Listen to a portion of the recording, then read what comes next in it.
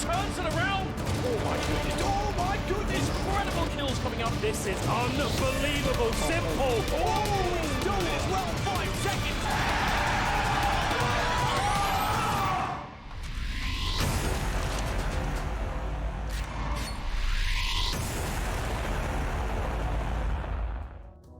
Be sure to get your tickets now, major.starladder.com. I'm your host, Machine, and it's time to move from the Asian minor to the CIS, another region that has its fair share of dark horses in the playoffs. We had the big names, the likes of Team Spirit. We also had, of course, Forze, who have proven their worth already over the course of these 2 days. Now they're one away from locking themselves in a similar fashion to that of Greyhound. Whether there'll be that much resistance, well, that's for the analysts to explain. We do have Chad Sponge-Birchall and Jacob Pimvinica. I forgot to breathe.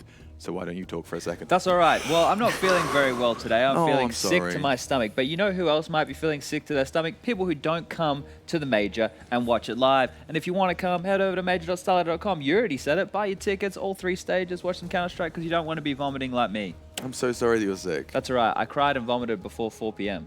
I mean, that's not an everyday That's quite activity. a good achievement. You know, they say that, the reason time starts speeding up is because you experience, new things less often as you get older. So maybe vomiting and crying before 4 p.m. Crying, will slow vomiting, down. 4 p.m. Yeah, that's a new one. experience. You've slowed time down. I enjoyed it. I had a good time with it. You're Jacob? getting rid of the emotions. That's good. Yeah. Well, emotions perhaps are as a spot in the Major. Yeah, someone's going home. And someone's going going really home. Yeah. Like, not making it Not even like to, half the, home. to the play-in. Like, not even having another opportunity home. Like, you have to wait until next time home. That's the most brutal of blows. You can see how that's going to work out. In fact, we'll explain it right there. Team Spirit versus Dream Eaters. It was an incredibly close game, Jacob. That Dream Eaters Syman gaming. Why don't you recap us how on earth Dream Eaters find themselves in that lower bracket? Well, it was not the most beautiful Counter-Strike game, to be completely honest with you. I think it was 2 teams who were kind of similar in the way they played yesterday. One with a little bit more structure to them, and one with maybe a little bit more individual skill. In that case, that was Syman Gaming. They managed to edge it out, but it wasn't a beautiful game of Counter-Strike. It was 2 scrappy teams going up against each other. I was a little bit disappointed, dare I say it, in Dream Eaters. We haven't got to see them before yesterday on the A stream, and I actually expected them to play some better Counter-Strike, especially considering they were able to beat Team Spirit 16-3 in their first game of this minor, but I didn't get to see that level yesterday, so hopefully they can bring that today against Spirit once again. Otherwise, I'm afraid that they'll be left disappointed, and I will potentially also be left disappointed. Disappointment seems to be the key word. It has not looked great for them. And Team Spirit, would you put them in a similar camp in terms of disappointment, Chad? I think they've been bouncing back ever since the opening loss, right? They've looked much better since day one. I think the biggest problem for them is they're trying to do something which they haven't completely understood just yet. It looks like they're trying to play Counter-Strike instead of just playing a gimmick, which is what the CIS region has offered up out of minors for the last couple of years. Interesting. Forze have been able to do that. They've been able to play a proper brand of CS. Dream Eaters, I think, are the second team to be closest to Forze, at least in terms of their preparation and their game plan. What I think they lack is experience and individuals to close out certain scenarios. We saw them drop the ball in several occasions yesterday, and we can't have that again today. The band's coming in, no Nuke, no Inferno. I guess we'll see Mirage. It's bloody CIS. Seems like a given in any CS matchup, doesn't it? Yeah, Dust 2 maybe as well on the cards. Dream Eaters, though, like statistically have struggled on Mirage. It would be interesting to see if it shows up. They've chosen to take it to Train. Will Spirit choose to take it to? I mean, it is their highest percentage map. Nuke and Mirage are the ones they've found themselves with a lot of success. There we go. And the question is, do we have Overpass crop up again? Because Spirit, they've chosen to floater, and they were the ones who got beaten 16-3 on it in the opener. So maybe they thought that was more of an anomaly, more of a once-off. And they get There we go. again. I like the confidence though coming out from Team Spirit. You must assume, right, when you lost the map 16-3 that you feel pretty left down, but it must be one of those one-off games, right, where nothing worked at all. You probably got a feel for why you lost. You probably have an idea and solutions for all this stuff that Dream Eaters threw at you. So the fact that they're willing to play Overpass again, the fact that they have the confidence going into that as a potential third, seems to me like a confident move, and seems to me also to talk into the favor that what we saw in the first round, the 16-3 deficit from Team Spirit up against Dream Eaters, was more out of the normal scenario. Is an anomaly. Yeah, anomaly. We wouldn't really expect that to happen again. Yeah, I think especially given the fact that you can look at the head-to-heads, but you can also just look at the results on Overpass. It's not like it's a map that Spirit necessarily have always succeeded on. They probably weren't taking too many surprises. In fact, I'm looking at the fact of the matter is they have lost the last 1, 2, 3, 4, 5 times they've played Overpass. 4 of them, they didn't manage to find double digits. Yeah, that doesn't sound ideal at all, but these odds are looking pretty good if you're a Team Spirit fan. From GG Bet here, they've got them as the favorites in this one. They certainly do. And actually, alongside that, I want to remind you what the players are sitting in. It's no standard chair, because you can sit like the pros with Secret Lab. It is truly the winning seat. That's what I would like to say. It's going to be an intriguing one then. Dream Eaters, you've given credit to, Jacob. You've acknowledged that perhaps experience is where the biggest gap is for Dream Eaters. What is it for then Team Spirit? I think Team Spirit, as Chet has said, are trying to play a more European-based brand of Counter-Strike. Sure. It's like they're trying maybe a little bit too much to be smart sometimes, instead of just letting loose and actually play into your own favor. They have a lot of experienced players. They have a lot of good individual players in that lineup as well. Coldy is a guy that we have to look out for in particular. He's a great player. I think they have much going for them. Some Die Young as well, a guy that even was on the paper to potentially go to Navi at some point in the future. So the skill is there, but the team chemistry maybe isn't there just yet, which is a little bit of a weird thing to say, right? Considering they must be the team that has been together for the longest, or at least the core of that team. Seems like they've been together for years. So I'm a little bit disappointed in that regard, but I do agree with what Chad said before as well. It seems like that 16-3, that was a one-off ever since. It has been looking decent. Obviously going down to Forze yesterday, you can expect that, because I think they're the best playing CIS team in this minor without a doubt. The very fired up coach of Dream Eaters does sit behind them. He said they knew 100% coming into their best of 1 versus Team Spirit that they would win. And well, we'll see if that confidence carries over into this grudge match revenge. It's a best of 3. It's for survival. It's for keeping your major run dreams alive. Team Spirit versus the boys from Dream Eaters. Let's jump into the game with your casters. Thank you, Mr. Richardson. This is going to be an interesting one. Dream Eaters look to be quite the underdog, especially looking at the numbers on the strafe app. We'll see if that is true once this begins. I think they'll be very upset with how things finished yesterday. Very back and forth, unusual game of Counter-Strike we saw. And Team Spirit have got a lot to prove at this point. Question is, do the Dream Eaters have any voices left after yesterday's proceedings? That was pretty mad. We had some crazy Counter-Strike. I feel like Team Spirit will add a sobering vibe to this game. If we compare it to what we saw yesterday, a sobering element. We do start on train, so let's see how things go here. We've got Team Spirit on that CT side, and Dream Eaters on this T side. And they had some good T sides yesterday, Dream Eaters. Can they replicate it against Team Spirit? That is another question entirely. There's no P250 for Dream Eaters. So, again, with that boost, maybe it would have been a headshot, a one-shot from there with the P250. I think that Team Spirit, what I expect is Team Spirit will punch through more of the holes that Dream Eaters have in their game. As you can see, Some Die Young in a forward position. Seems that Speedak was caught off guard. We'll drop a Molotov as well. In the meantime, the bomb being planted on the site. Oh, he's just a little too high as it's a crouch plant. Disbalance goes up top. His teammates with him as well, and they've got a 4 versus 4 situation. His elevation will limit where the T's can stand in this post plant, but it's up to the CTs to be the aggressors at this point, all around the Ivy old bomb position. Disbalance in the red now, Sotfit getting the first kill in this engagement post plant. Forrester by the E-box, jiggling, just trying to distract. I don't know if anybody's defusing in the smoke, and that might bring the T's forward. He still don't have any frags in his 4 versus 4. Now 3v2. Forrester gets there in the end, just swiping, and there's a revenge kill. Another player on the bomb chopper with the kit, and there's got to be a meat shield here. Disbalance needs to be in the right place. There's a defuse just in time. 3 knife kills, could even be 4. 4 knife kills in the pistol round. What the hell is going on that? That's so much money. Sviat's got 2 of them as well. Oh my god. If you get the bomb down, you get 2 knife kills. Wait, they got 3 knife kills, didn't they? Yeah, you got the bomb down and 3 knife kills. It's a 4 by James. I want to see an AWP. Someone's got to have a second round AWP. Yeah, Sviat should be able to afford one, right? There we go, Disbalance and Speedak. 2 AWPs in the second round. I've never seen this in my entire 5 years of Counter-Strike commentary. I think it's fair to say. There was a tournament that we were actually, no, there's no time. There's no time because, again, there's heavy action here from both sides. Coldy flash through, it'll be a 1-for-1, but there could be a follow-up from Sotfit with the MP9. So the T's have an AWP, but do they know that the CTs do just yet? I love this. What a fantastic start to a best-of-3 series. 4 knife kills in the pistol round, 2 AWPs in the second round. 3 knife kills. There wasn't a Four. fourth. Was there four? There were 4 knife kills in the pistol round. There was the CT knife kill on the person defusing the bomb. There was a knife kill on the person on that CT, and then there were 2 knife kills at the end around connector. Oh my god. I thought it was 3. That's so mad. That's got to be a record. That's got to be a record. Well, Dream Eaters have been slowed down quite a lot by this action in the Ivy area. It seems they want to take control and take all the information away. Crad, in the meantime, was going to show some presence towards B. That won't cause a rotation. There's already 2 players deep, and they will continue to pursue here. Crad trying to show something, trying to invite players, and maybe Disbalance is forced to rotate because the CTs don't really have eyes. A little guesswork. In the meantime, there's 3 players still creeping up Ivy. And they're starting to go towards B or hug connector.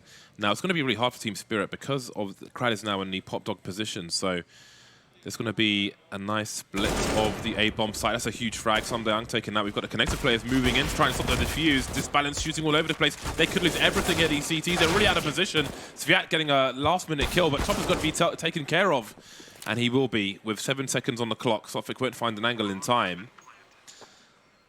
Now what does he choose to do? He doesn't have a defuse kit. There could be one somewhere. Coming in for the retake with a French gun. Crad still in the pop dog position. He's picked up the AWP. There's a sound cue with his rifle dropping, so they know where he is now, but he's just going to save the AWP. That is quite the collection of rounds we've seen so far. When have you ever seen an AWP in the second round on, like, an AWP apiece on either side on the second round? That's insane. I can't wrap my head around it. Some of us played a tournament on Faceit, and we were up. I think it was for Mythic League, some Mythic League thing. We were up against FPLC players, and I knifed 2 of them in the in the pistol round towards the B bomb site. But that was quite something. So there's one on a diffuser. There's the one straight back. So there's 2 knife kills. And then There's 3 knife kills, and then there's 4 knife kills. Oh my god! Marvelous stuff. That's got to be That's got to be a record for. Well, I guess we're not quite in the major yet, technically speaking.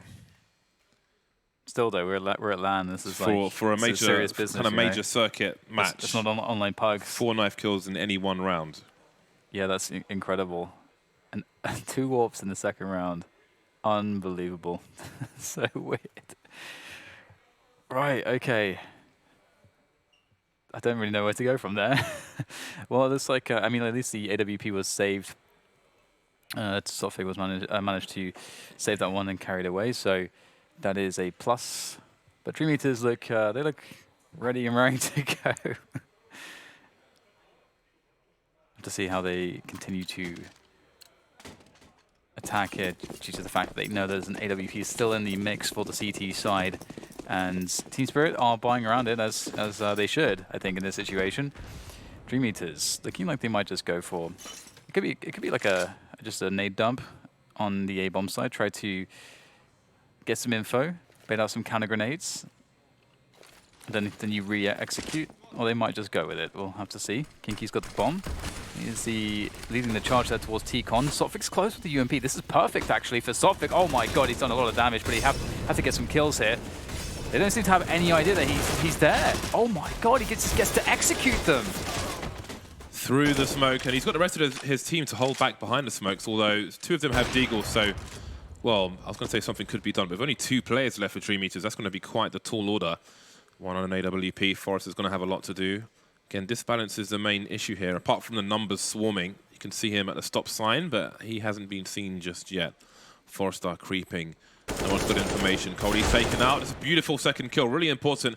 Got a lot more position now. You can see Disbalance rotating to that Ivy area. There are no smokes, take him out of position. There's a flashbang, and now Disbalance is the last man standing. It might cost him. They're almost lining up for him. Oh, just, yeah. Oh, did he run out of bullets, or was he just afraid? Fired a few, then tried to jump around the corner. Didn't quite work out. That one went really down to the wire. That second shot was amazing from Disbalance. That was really, really close. Barely scraping by on that one. And you have to imagine if he doesn't get this second shot, like the guy's off the screen. That's crazy. But yeah, if he doesn't get that shot, then you know, we know that, you know, Forrester, he can just run to B, he can plant the bomb, he gets an after plant. You know, there's all sorts of craziness can happen. So nips that in the bud, Disbalance, and that's another force buy coming in from the likes of Dream Eaters. Have to see what they can do with this one. Quick to sandwich though, Kinky, and this time Sophic's going to get annihilated. So That's a good start here, and the flashbang's going to work out brilliantly towards Ivy. They didn't seem prepared here at Team Spirit, and they are suffering. Everyone is going down. And this balance once again has to do so much, and he's not got too much. Well, he's got no teammates left to help him out here, so might just have to get out of dodge. This has been a fast-moving round for sure.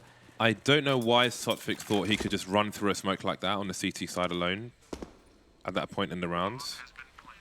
But not the best start in this round from Team Spirit. Disbalance with a nice shot there, but he's got a lot more to do now. Trying to hold on to his AWP. That was unusual, that jump through the smoke. Well, this has been quite the war of attrition so far between these two squads. And there is a flank coming, if he's ready for it. Man like Disbalance. Does he go straight away? Does he wait in case there's some fire? Smart stuff. Oh, the timing doesn't work out. I wonder if he was seen over the top when he jumps. That's unlucky. Either way, it will be surely a full save now for the CTs. They can't afford to not have 4 buys. That would be quite the problem. Some nice shots here from my Disbalance to at least get some damage in. I'm on Team Force Buy. Oh my god, they're actually force buying again. Someone's got to win a consecutive round. It's generally how it ends up going. If they just continue to trade, it's just force after force after force until a consecutive round is won. Still though, I think it can, I mean that whole battle is more favorable for the Ts, so I'm a little bit worried for Team Spirit. But we'll see how they manage to balance themselves after this one. Be it a win or a loss. Dream Eater's taking control all over the place, so they are making it hard for Team Spirit to know exactly what they're doing. And Dream Eaters are just waiting a little bit before they go for a timing. It seems like they want to get themselves into that outer bomb site once again, given the positioning they have around the dumpster. But they don't have any control towards team main, and we're getting some proactive play here from the CTs to try to discern what's happening. Down frag goes, and that's not quite going to work out. No frags, importantly. He's expendable, but he's been expended, and they don't have any more map control for it. They don't have any information. They know one player's on B, that's about it. So that's not a good situation for Dream Eaters, all things considered.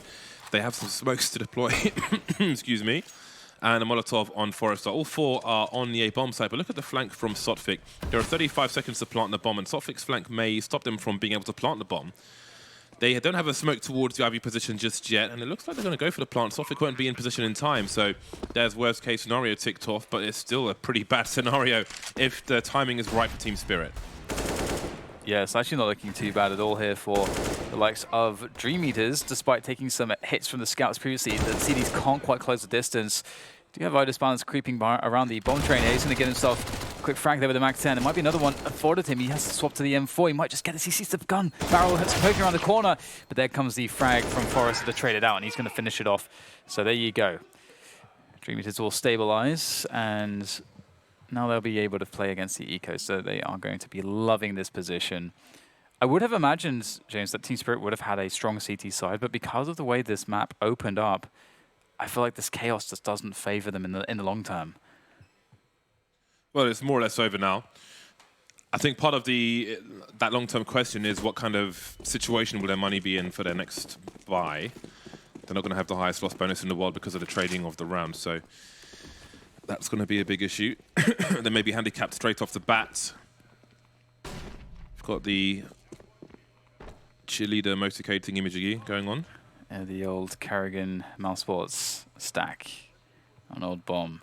It's a good one. I've been on the receiving end of this once, and it was quite surprising. It's kind of cool. It's a good time to do it too, because I feel like when Carrigan first showed that, everyone was doing it and doing stuff like this, but then now it's kind of been. I don't think I've seen it all that much at all recently, so I think it's kind of out of people's minds. I don't remember seeing this particular one for a very long time, actually, although my memory is terrible, but we've seen quite a few of those. We've seen them on Mirage and CC Spawn recently in this tournament, among other places. So they'll try to abuse these numbers. They've got 1 kill onto Krad. They've got no... they haven't made inroads towards the rifle, however, but there's still more to be done by these two players. Even with 2 HP, Sviat and Forrester are pretty low. We'll see if Kinky actually dares go for a bomb plant. They are running low on time a little bit. He's going to go for it. And where is Disbalance? By the Ivy position. I'm not going for the plant just yet, but that smoke won't go in time. Well then, it's just a question of damage here. Will anybody go towards the Ivy position? Sviat is deep right, as you can see on the X-ray, with 26 HP. And then Forrester with 14. A bit further away. But again, the main question really is what the money will look like. And it's not going to be good. They got a kill though. I feel like when you're doing a full USP save, like 1 kill is good and two kills is excellent. Anything more than that is incredible. So at least they got something out of that round. And you can see they are quite favored here on the GG bet odds. And I think, you know, I'm definitely, in my mind, I'm thinking a 2-0 for Team Spirit in this series. But again, they're going to have to fight back from a bad start. They will have the AWP on Dividus Balance. Not the best selection of nades, but no time to go over that. We've got Dream Eaters just charging into the bomb site here, or speeding their way down towards the hell position. They've managed to get themselves there with a 1-for-1 trade, which is pretty good. But can they get any further than this? They're kind of stuck on this line for the time being. Good defensive smoke coming out. There's no one on Ivy to really worry about. And that smoke on Ivy's just gone away. So now Dividus Balance has been activated with his AWP. This is looking difficult for Dream Eaters, but they're still managing to get some frags. But that AWP presence is definitely a problem. Chopper smartly moved into connector, so he's got cover, trying to avoid the variance of the smokes dissipating, not really knowing where the T's are. You can see the bomb is rotating. Crad, where does he choose to go? He's going to cut the noise just in case somebody's made a play towards B. But with his teammate by E-box, does he go down the ladder? You can see Disbalance just waiting in this exact position. Again, Ivy's going to be an important spot to deal with if they try to plant the bomb towards A, but the bomb's having a look towards B at the moment, and Chopper's just on the B side of connector, not doing anything too crazy. They've offered a smoke towards B, I do believe, which Chopper's interested in. There's Disbalance taken out in the meantime. That should be enough information for Chopper. Coming in from connector, the bomb still has to cross. He might hear the footsteps. Does he dare try to stop the plant?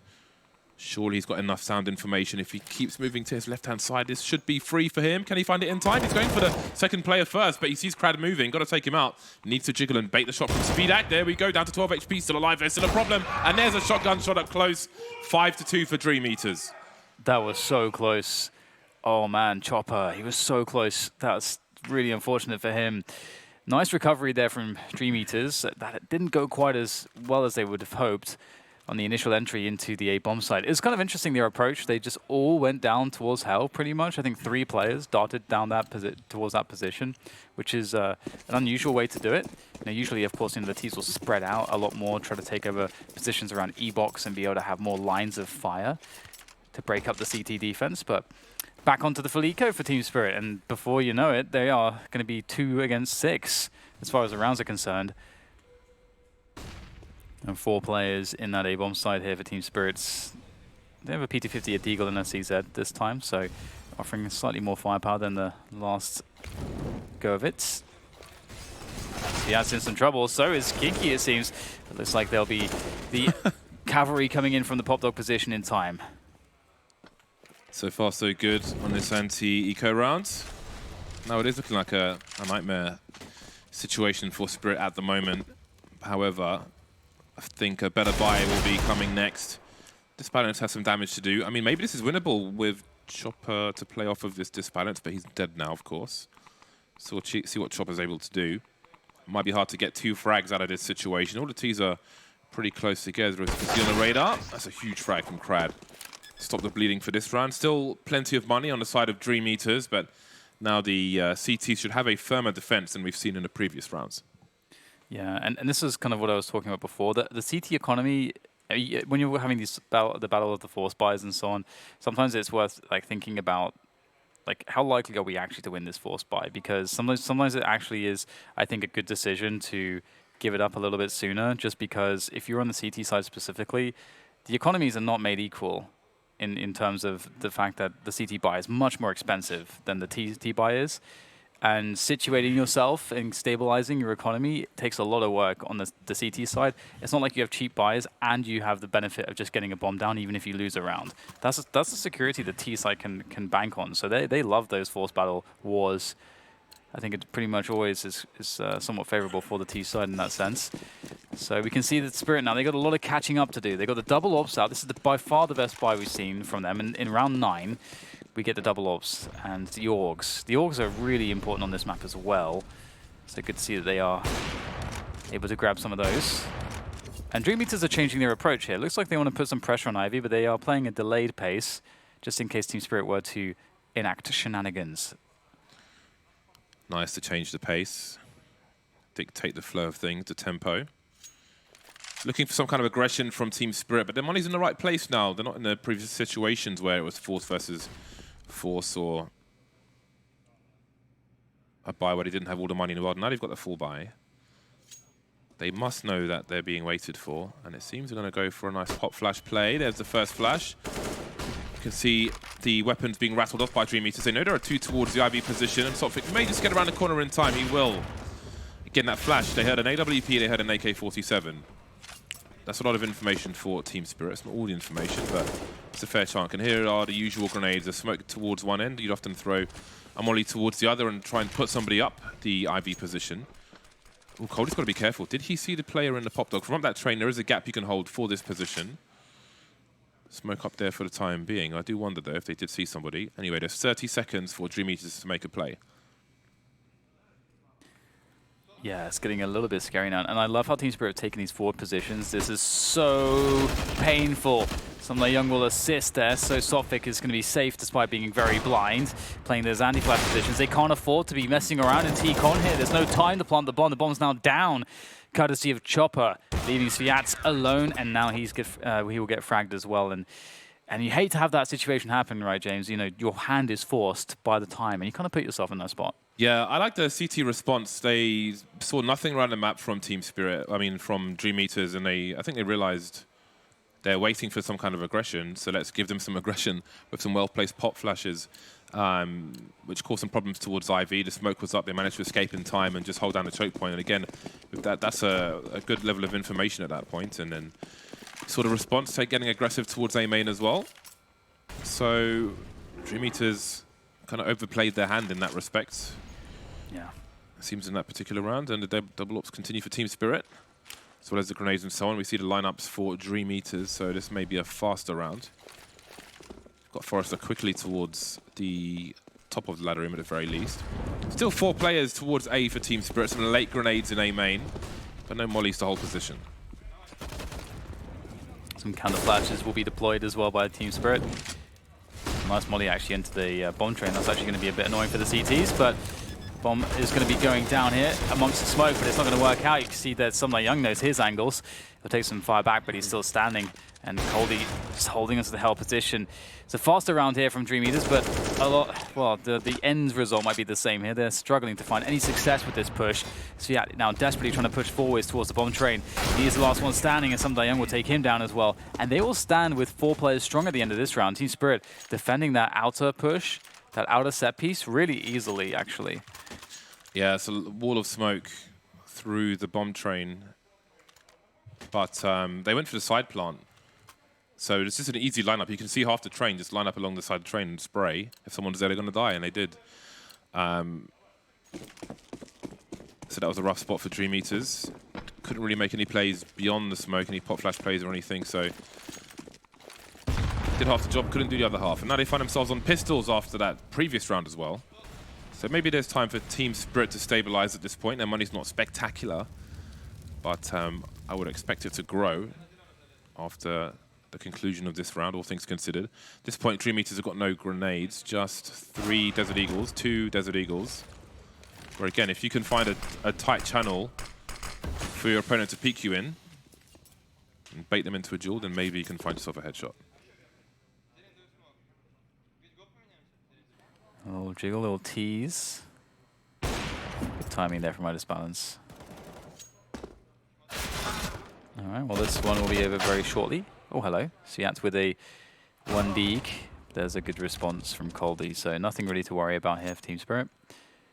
It looks like they're getting into the swing of things now, which is really good. It just, unfortunately for them, it took them a while to get to this point due to the chaos. We saw 4 knife kills in 1 round. That is so, I just don't understand. It's incredible. Team Spirit definitely the favorite team in this series. The team with way more experience for sure. They will be absolutely expecting to win all their matches. Although Forze gave them a bit too much trouble. Just yesterday. So we go 3 orgs, double offs, and even. This is looking so good right now for Team Spirit. Dream Eaters have to kind of figure out something new. They tried changing the pace. They tried the outside set piece. We haven't seen a solid B round from them just yet.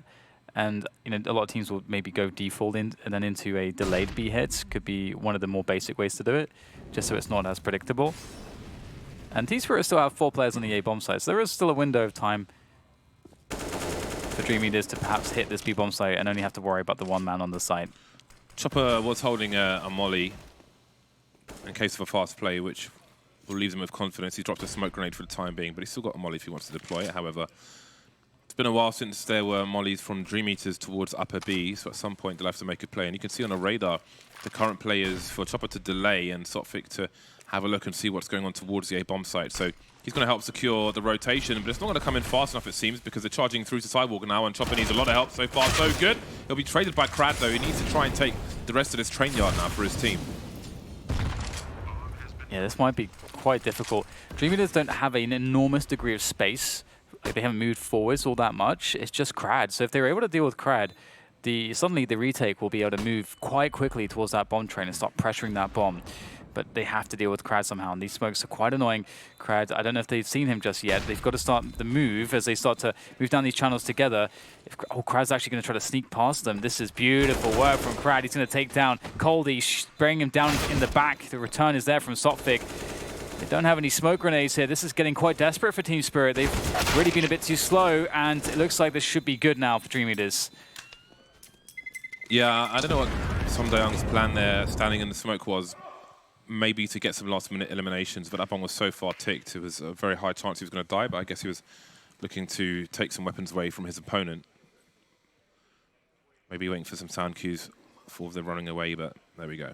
7-5 in favor of Dream Eaters. We'll see what their buy looks like once they're finished. We're just going to have some problems. An MP5, a Galil, so again, there would have been value in some kills there, so it was a nice spray from Dream Eaters through the smoke to stop that from happening.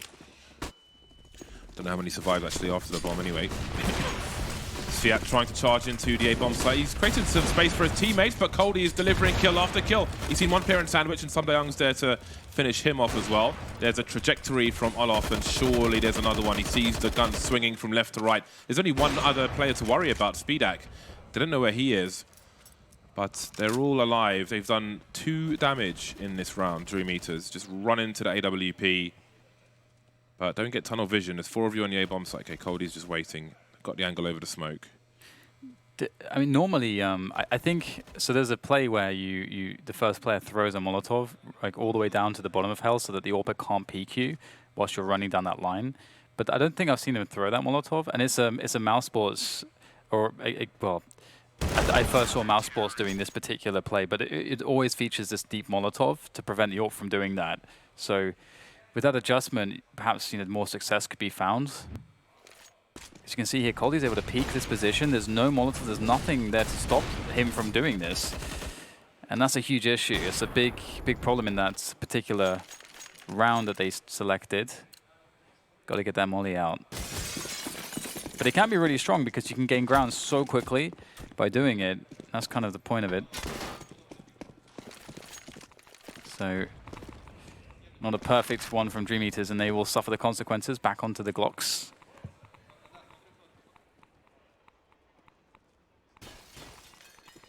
Some glass being broken above the ladder, and Dream Eaters will wait. A cheeky peek from Krad somehow manages to escape without being shot at all. And that's the benefit. You saw the CTs just shot the glass a second ago to allow the Molotov to sail in. This balance will fall back with the AWP. Right, you want to fall back a little further. You don't want, even if you take out 2 players and the third one picks up the AWP, that wouldn't be an ideal situation.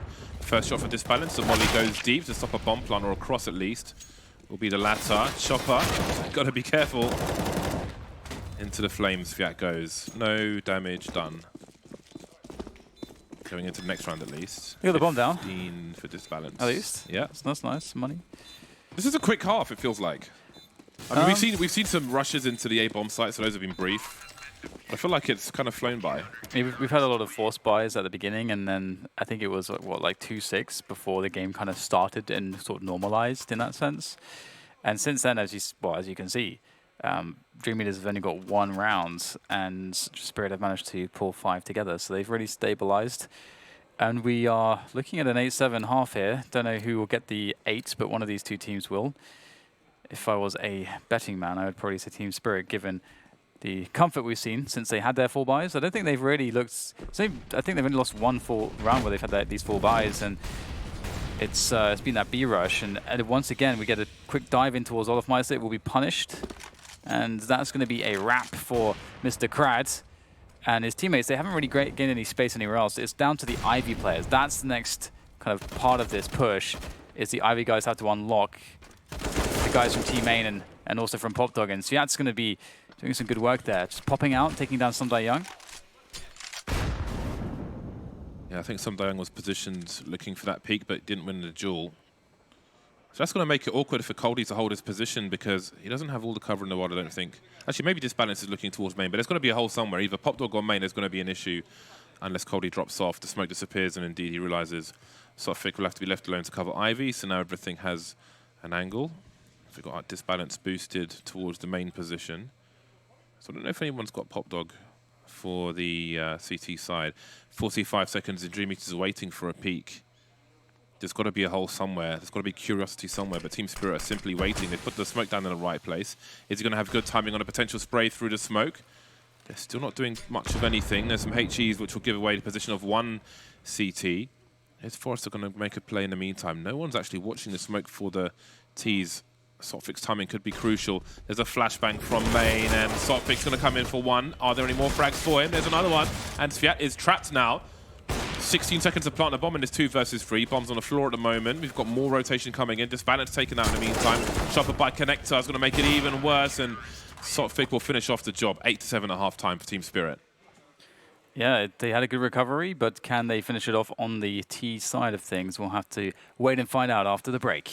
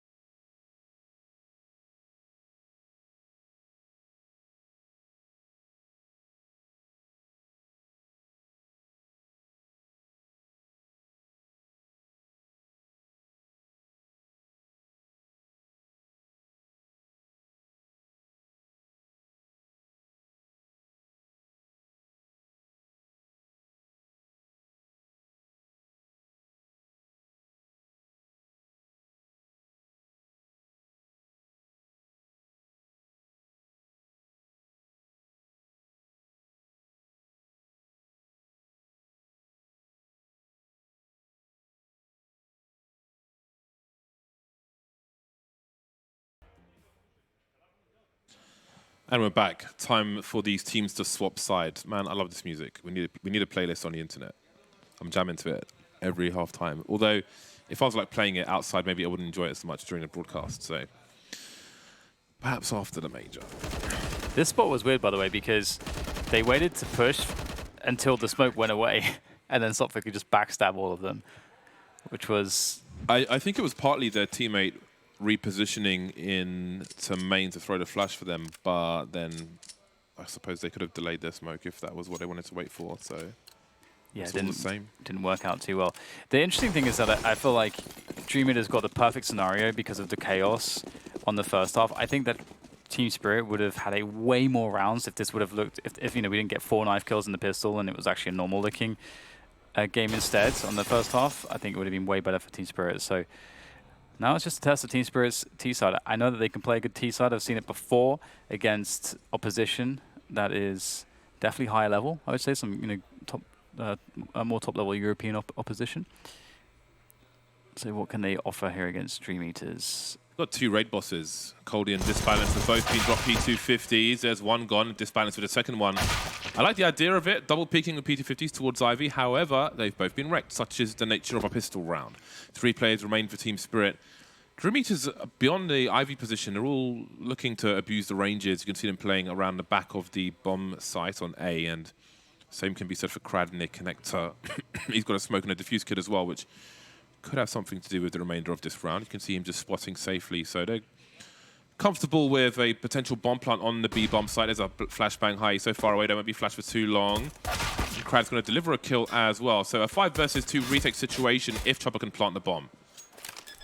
So they got the money secured at least, so that's good. But how Secure much the bag. money can Chopper make? Because it'd be really cool if he could get some additional headshots here. Oh, there we go, there's one, that's beautiful. Okay, how many more can he find? Some of these players are quite weak. Goes to the reloads. And, ooh, actually deals with Kinky there. Vertical shot, very weak play. He can definitely get more out of this. But he will finally be taken down.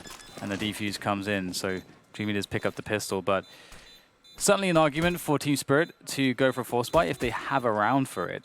Otherwise, you know, waiting 1 round and just getting the AKs out is also very strong. We're not going to see 2 AWPs this next round. So if they wait 1 round to buy, they'll actually get a better buy than the CTs on round 3 of the second half.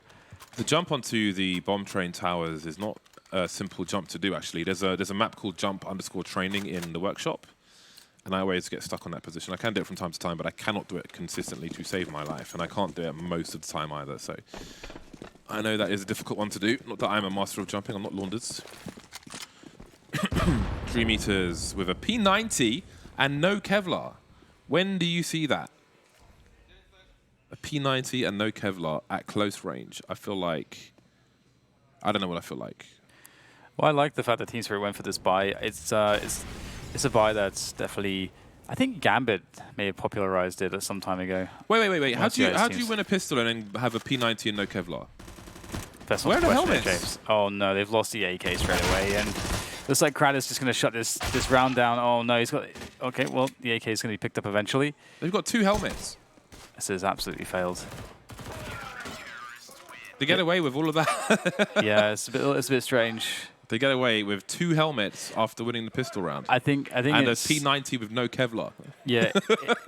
Yes, it's a little bit weird. I think they were really expecting like a full eco, so maybe that's the reason, because they wanted to kind of cheat it a little bit and just cut a corner or 2, so that because they know that the AKs are going to be coming on round 3, they know that they have to worry about the AKs, and you can see that it actually ends up working out for them quite well. That is quite the calculated risk. That is the full Chinese abacus. Bean counting everything. I like the buy though. That was a spicy one. Team Spirit, once again, with 2 players towards the IV position. Look at Dream Eaters, look how active they are. They're in a main with 1:30 on the clock. Kinky was in there, but he's chosen to go back out again. You can see the... not sure if that was a HE or a flashbang. Weird angle for a flash, unless it bounced off the wall. But it's a very active CT side. There's a smoke in main, and Kinky's going to make his way towards an unknown position in the ladder area. He's going to walk in. You can see the scars of a Molotov on the floor. All right, so Team Spirit, they've got 2 towards Ivy. They've got 2 towards main, which Dream Eaters were in but have fallen out of again. But they have shown presence with a smoke grenade there. So this is going to be a slow push from Team Spirit.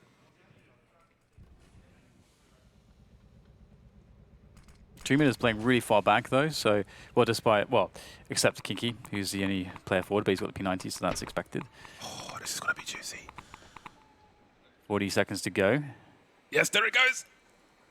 No, maybe not. Time is an issue. There comes another smoke. 30 seconds. There's some counter utility. There's still more. Forze has an incendiary as well. This is problematic. There's flashbangs coming in now. They've got to go for it, and they've got to make the frags work. SVS is standing in the smoke as well. Oh, well, no. This is going to be awful. Oh, this is just a disaster, James. They're all just getting absolutely wrecked here, trying to make it work, but there's no time now. That was awesome from Dream Eaters. Yeah, it was. They deserve more than this. They deserve more people alive. Kinky harassing with the P90. Why won't you return my calls?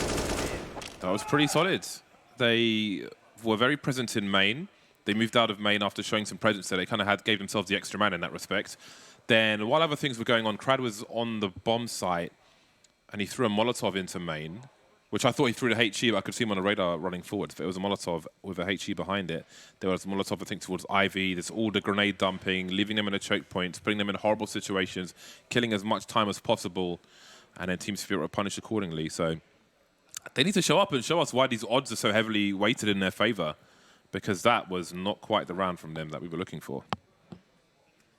Yeah, definitely. Well, this is another thing I was kind of getting at. The first half, for me, that's where Spirit are going to be able to run away with things. But because it was such a weird first half and so much chaos and force buying, they didn't get a proper buyout until like round 9. So that I think handicaps them immensely.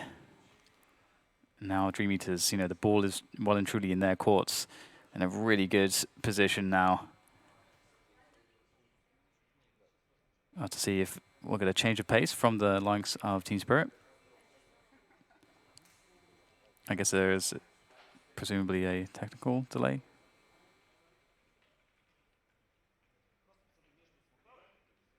All right, the Brofists would say that the round is resuming.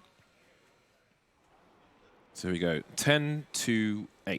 Dream Eaters with a very proactive CT round, and that's CT sides is, I think, where there's been a lot of shortcomings for them. So, I mean, perhaps they are self-aware, because I liked how proactive they were. They took the game to their opponent. They took map control away. They created space for themselves on the CT side, and then they put them into positions where they were in a terrible situation. Look at this buy. This is a really weird buy. They got like a few players have money left, but some don't. I don't understand what the money is happening with their money, James. Can you explain it to me? It's not quite the hero AK. It's something more than that. Yeah, it's like they've it's like a tipping point of being fully invested, and you may as well spend everything. And I feel like they're kind of there. Well, let's see what happens. They've got no grenades at this point. I don't know if they started with some, but for the point is at this point, they have no grenades and they've got nothing to show for it if they had any earlier on.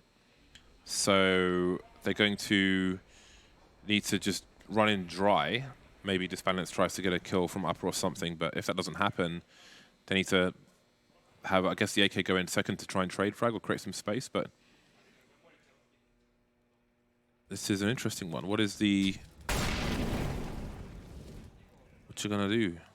They're all towards B, which is fine. So there we go. Pistol's going up first, swinging wide, and the AK's got to clean up. Somehow only gets to 1, but Coldy will follow up. So there has been some bedlam, and Disbalance is in position with the AWP. So far, so good. Yeah, that's actually the saving grace here, is that Disbalance is alive with the AWP. They can make that work. Coldy pushing forwards amongst the smoke. That's also a good play, not standing on the bomb itself.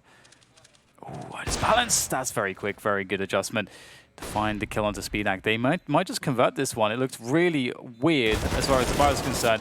But now it's down to Disbalance. Another great shot from him. Surgical precision. He will be baited out, though, by Kinky as he taps the bomb. The P90! And a leg shot comes in, and of course the P90 prevails. The matchmaking special. Always, he just has just about enough time. Nice. So I think the plan there for Team Spirit, have the pistol swing wide. The AK has to get a kill upper. Then have, I think there was a third pistol going down the ramp, and Disbalance gets position towards connector if they get the entries into the B bomb site. So as long as those things go well, then they have a chance. That they're in a strong position to cut off the rotations. So that was a strong effort, all things considered. And the bomb plant seems key because look at the buy they're able to get. Certainly helps with all the frags. as you can see, Disbanded's able to buy a full buy with 0 in the bank. So they did their calculations. Yeah, that's the thing. That's also another odd thing about it, because they did it in a way where, as you say, they had to get the bomb down. It was a non-negotiable for a buy this round, yet they didn't have any utility to do that with. So that is quite an odd one. But either way, All Chopper's in a lot of trouble here. Yeah, that's a fantastic punish from Dream Eaters. They are playing this pretty well. However, there comes the quick peek from Coley. That's a really nice opportunity taken by him. And Dream Eaters are playing very passively now. They only really have Kinky in the forward position. He will be pretty key shutting down this. If they go for the Ivy and T-main split, which is one of the classics, he'll be keen trying to shut that down. That's a great shot there from Speedak. Important. One more player to go, and the T-main players will push out as well, and they'll take down Kinky. So they lose one towards Ivy, but they have the bomb safe at this point, and it is moving towards the A-bomb train. So there is a good chance here that they can get another bomb down, especially with Idis Balance just running around backlines like that. 33 seconds to plant the bomb, and Krad is alone now with Forrester getting dropped. Avoids the flashbang, can't get the shot through the floor. And left to back off away from this one. Money is broken for Dream Eaters after that very expensive round. So it's working out for Team Spirit. They've turned things around strongly in their favor, I think, at this point, at least in the short term, with that interesting buy in the round prior. So they're going to make the deficit 2.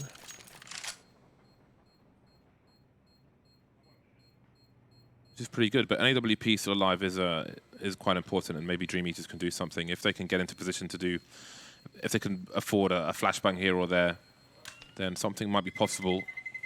And if Team Spirit get into a 4v5 situation, they need to have that right response afterwards. Idis Balance has been playing pretty well. He looks really warm, like he's been in a deathmatch, because like he's hitting some great shots. He's 24 for 11 right now, and he's been a pretty big difference maker for Team Spirit. And the fact that they won these last 2 rounds in the way that they did is pretty huge. Like if we go back into the past a couple rounds ago, we had that really weird buy where they have to get the bomb down, and they had no utility and only 2 actual weapons to work with. And they actually managed to win that off of like just a dry push, into a contact push into the B-bomb site. And that was kind of crazy because that was definitely not a favorable afterplant necessarily as well. Dream Eaters had a lot of opportunities to win that one, and then that round just gone as well. Lots of spots there where Dream Eaters were able to win it. They knew they had the information, they had the setups to work with, yet Team Spirit came out ahead. So this is looking really good for Team Spirit right now. They're hitting their shots, they're playing well together, and Dream Eaters are struggling to hold and win their fights. And Krad and Sviat now on the rifles for Dream Eaters. It's so interesting how we're seeing that on the CT side here as well. Nicely timed. Obviously, they get they get the gun safe, but I just like how there's always a rifle in even every save round. All right, how are Dream Eaters able to use this AWP? That is the main question. So before the round started, we asked for aggression, and they went towards Ivy, but Team Spirit were ready for it. But again, it seems they're going to re-aggress. But Krad's going in third, or he's just going to hold a line. I think they need to go through, really, and take that risk. But again, they had their flashbang play, didn't work out with the molly flying. Now they've got no grenade, so it's dry peaks. But they've just kind of got to go for that. If they just sit and wait, then I think they're unlikely to save. Oh, has he seen the player up top? He has. There we go. And that's a big indication as to what the plan is for Team Spirit. Setting up grenades towards the A-bomb site. They can move in through them, although Krad's the only person doing that at the moment. And again, there's no response to Team Spirit. So this is the kind of test where I think we might have problems. Team Spirit are 4 versus 5. They haven't got through any choke points just yet. How do they deal with this kind of situation?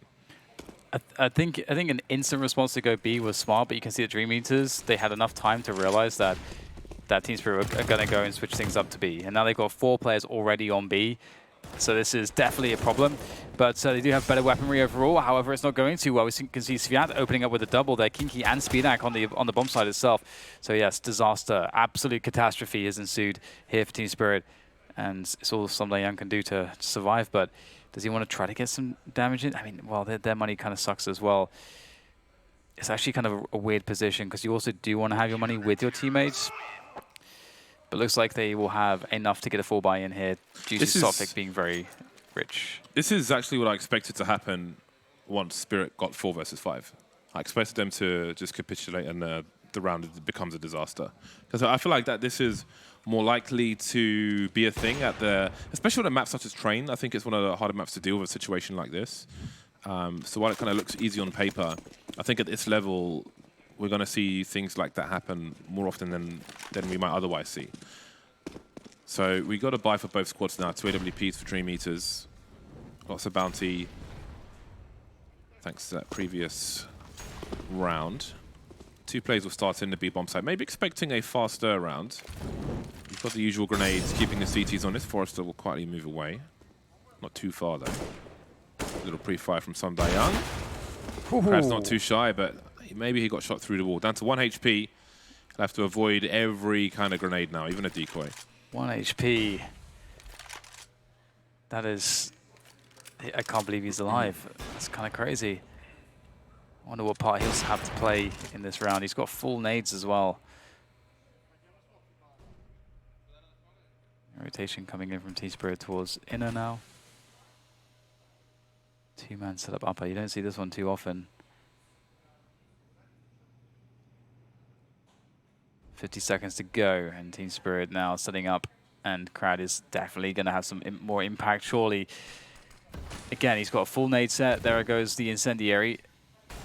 Forrester could be flashed into this position, actually. Okay, Crowd has actually left his position and is no longer able to do so.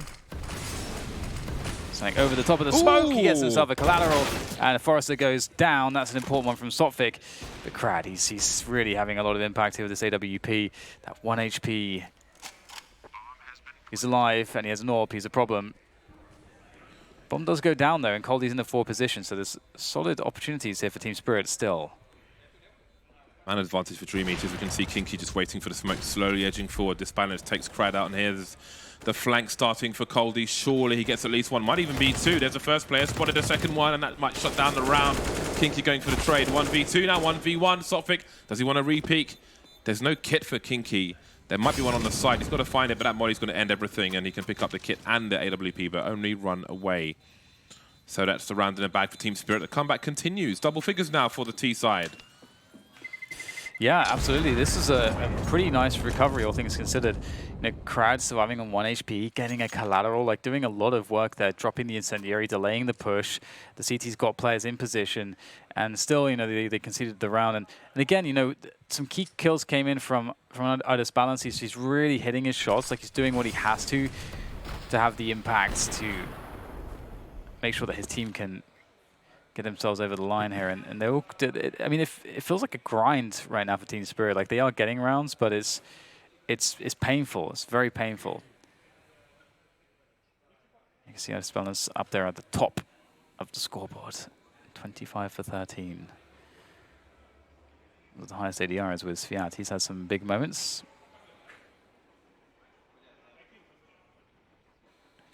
It's been a good game for Disbalance so far, but it hasn't been a good enough game for Team Spirit so far. And again, at least in the eyes of the public, they are a heavy favourite for this one. It's going to be a difficult buy for both squads. We've got UMPs on deck. Galil for Chopper as well. But there's good grenades here for Team Spirit, so hopefully they can use those to get into position. The MP9 for Sviat as well, I should mention. Now, the CT's light on utility kind of invites aggression. And look at that. Speedak looking to get very, very personal around this main position. Oh, he's gone a bit deep though. He's obscured his vision one way, but he's got to kill the other. And Kinky's here to clean up a flying M4 play, and Disbalance doesn't have position. He's going to try and create some space. Sviat going down in the meantime. But that is quite the result for Dream Eaters. They've got the bomb on the bomb site. They've got a choke point with a smoke, and they've got double the numbers of Team Spirit. Still grenades flying in, streaming in. The only smoke for the CTs now is towards the B-bomb site, but they will reposition. And in fact, it seems like Kinky's going to go for a flank through Ivy. So Team Spirit, this is a disaster for them. They've got like no money in the bank and almost no personnel. It's still a winnable spot, though. You can see they're going to get themselves out into position. And you know, if I was watching Guardian right now, I'd be like, okay, this is on. Balanced though, he has been playing really, really well. So he's got an all-up-his train. There is definitely ways to shoehorn your way in there. Oh, that's a tight shot for SpeedAxe. Not an easy one to hit. He will whiff it this time. Balance moving around quickly now. Their time is becoming an issue, and Dream Eaters are trying to kill as much time as possible by having very hidden positions. And you just have to worry about absolutely everything right now. It's a big kill there from Sunday Young. Oh, there we go. We get ourselves the round over with. Dream Eaters holding it down. And Team Spirit now are in a lot of trouble. As you say, James, they don't have any money really. Going to have to go for a half buy.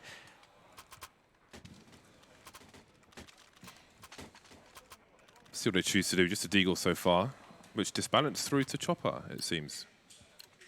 Despite Chopper, I guess Chopper's going to drop a naught for him in future, since he had the most money, so that would be why. At least they've got a good focus on their economy in that respect, that's cool. So there's a few pistols, a flashbang which has just been deployed. Krad's going to get some information. That's a bomb carrier actually, that's all the information, or a lot of it. Look at the rotation from the CT side. Spirit not committed just yet, which is smart because 3 of the 5 players for the CTs made their way towards B. Maybe looking to use the element of surprise, but now their flashbang has gone.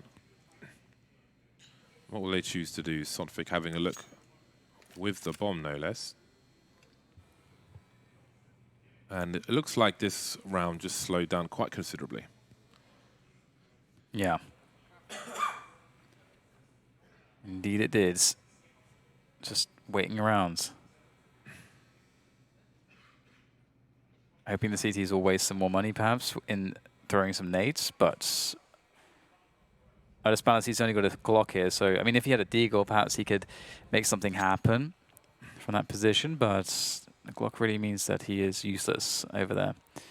A mere distraction, easily dealt with. He'll push out to try to create that distraction.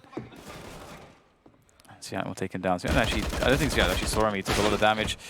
Nice headshot coming back in from Chopper to at least get some level of damage on the TTs, but that will be it. 14-10 now for Dream Eaters, and they are well on their way to winning map 1.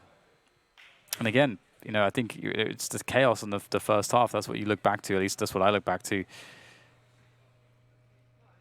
That really, I think, put Team Spirit off balance. As soon as they got their first buy, you can see, like, it took them 8 rounds to get like, the 9th round was when they got their first 4 buy. And you can see that's when they started winning rounds.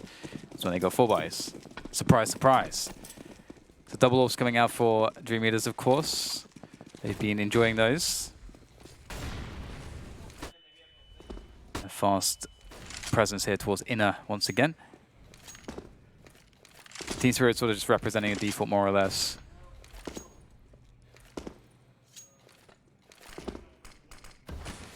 Forward smoke.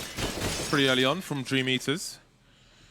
Always nice to ruin the potential timing of your teammates, but in case there was a play to be had, maybe a Molotov down a ladder room with a peek from main, something like that, then he can help himself avoid that.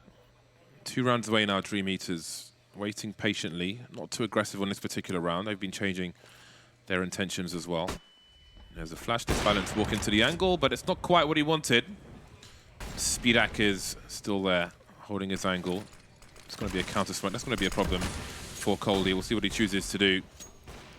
Well, that hasn't gone their way, Team Spirit. In the meantime, Chopper's made his way out, but Kinky will surely have heard this. We can see lots of activity from Dream Eaters. All 5 are on the A-bomb site now with 40 seconds remaining. So they've got a hard read of the situation, and they're not wrong.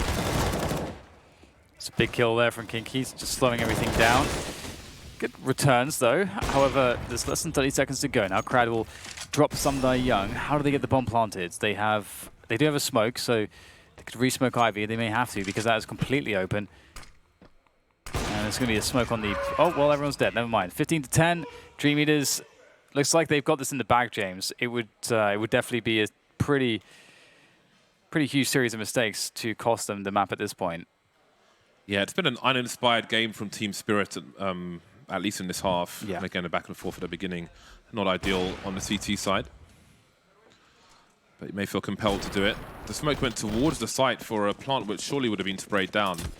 But with one smoke, there isn't really an ideal situation anywhere for Team Spirit in that spot. The force buy is pretty reasonable. This balance on the scout is less than what you might have liked. But they've got a Krieg and an M4 and, sorry, an M4, an AK and a Galil. So there is definitely work they can do. They've got plenty of grenades as well to take position. You can see Crad considering some wallbang harassment, opting for a main instead. Got Team Spirit huddling around the B bomb site now. Crad's looking for a boosted player. Nothing doing just yet.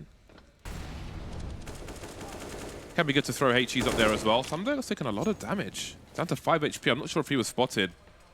There comes some counter grenades. Crad trying to avoid the flashbangs. Cody's going to eat the Molotov, and Somedayoung can't go through it because of his health, but the smoke's going to get dropped, which is still going to be a problem for the T side. 4 versus 3 retake situation if they can get the bomb down Team Spirit, but the numbers keep dropping, and it's Somedayoung left with 5 HP. Down he goes as well, and Dream Eaters have a very good start to this best of 3 series. Yeah, that was pretty unexpected. I have to say, in Team Spirit, they couldn't really get the momentum going at all. Again, as I mentioned, and for me, it just really goes back to that CT side.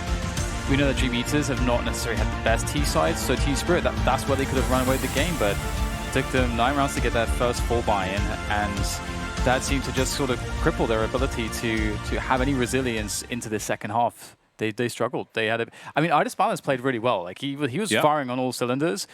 And so with that, you would expect them to have had a better result with their AWPer and one of the star players firing off like that. Yeah, he had some explosive rounds, but maybe it was contained in too few rounds or just wasn't enough to take more rounds over the line. But again, war of attrition at the beginning, 4 knife kills, 2 AWPs in the second round, and that was just the first half. Second half, again, Team Spirit, I think was quite underwhelming. I think we wanted to see more from them. And again, on the strafe, I think they were 80% for the whole series. Yeah, I've seen them play, as I mentioned, like really good trains against high-level opponents, and we didn't see that here today. We did not. Thoughts of the desk, led by Alex Machine Richardson.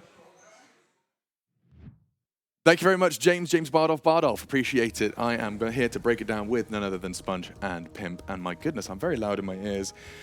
It started with the most ridiculous Counter-Strike I think we've seen in years. We can whisper for you if you'd like, Alex. I'm just going to turn it down. Okay, that's probably a good idea. While he does that. Okay, anyway, he should be fine now. He's going to be sweet. But I think one of the key elements of this game is how chaotic it was, and that was defined in the opening phase, right? The fact on the pistol round, James just touched on it again, but if you missed it, go back and watch it because it was ridiculous. 4 knife kills on the pistol round, which led to 2 AWPs on the second round of the game, 1 for each side. I do not think I've ever seen that in any professional game of Counter-Strike, and that kind of set the tone for the rest of the match because there were so many questionable decisions. There were smokes getting thrown that weren't being utilized. There were setups towards the inner bomb site there that I'm looking at and I'm going, what the hell are they thinking? But they got it done, the Dream Eaters. They definitely have a much better system than half of the... Actually, I would say Forze have the best system, then Dream Eaters have the second best system or understanding of how to play as a team in this entire tournament. I would definitely agree. I mean, there was only one guy showing up for Team Spirit, and that was Artis Balance. And when you're not able to have a system that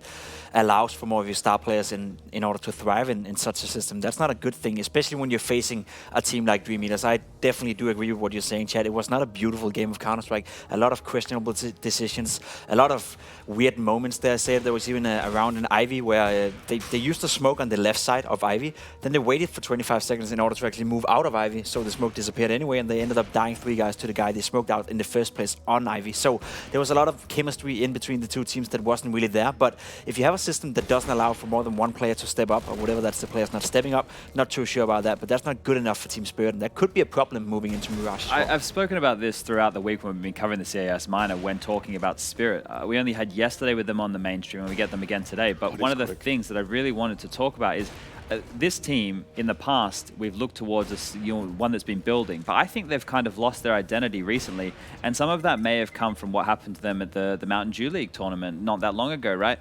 Losing to Vitality 16-8 on Train, a map that Vitality do not play. Sure, Vitality are the second best team in the world, right? They have ZywOo, arguably the best player in the world.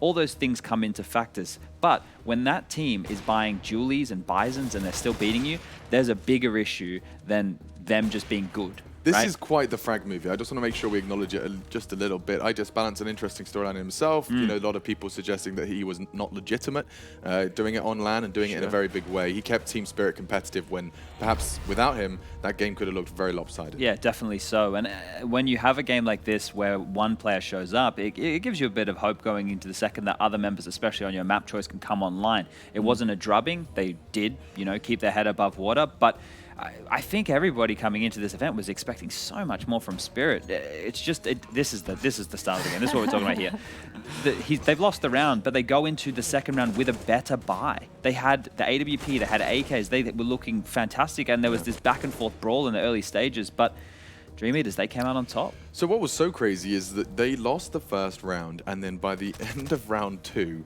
they had an AK, a FAMAS, an AWP, and it was 1-1. Yeah, that's wild. I've never seen it before. Like, I literally never seen it in a professional gameplay ever before. I don't even think I've tried it before in a matchmaking game or anything like that. It's so out of the ordinary as it could be, and that's, again, as Chet said, it's a great story for this match. It was very scrappy. It wasn't beautiful. I think both teams had a great honor in making mistakes, to be completely honest. But in the end, I think Dream Eaters, as they also did show yesterday, they have some sort of system in there. Yep. I don't think they have the best players at the minor at all. I don't think they have the best individuals, but apparently what they got right now is enough to beat Team Spirit. And that, again, as Chet was saying before, that's disappointing when you're Team Spirit. They should be better. I do like what I've seen from Forrester as an individual. I think Speedak on the AWP as well, he's looked relatively flashy. He's been good. The in-game leader here, I don't want to butcher his name.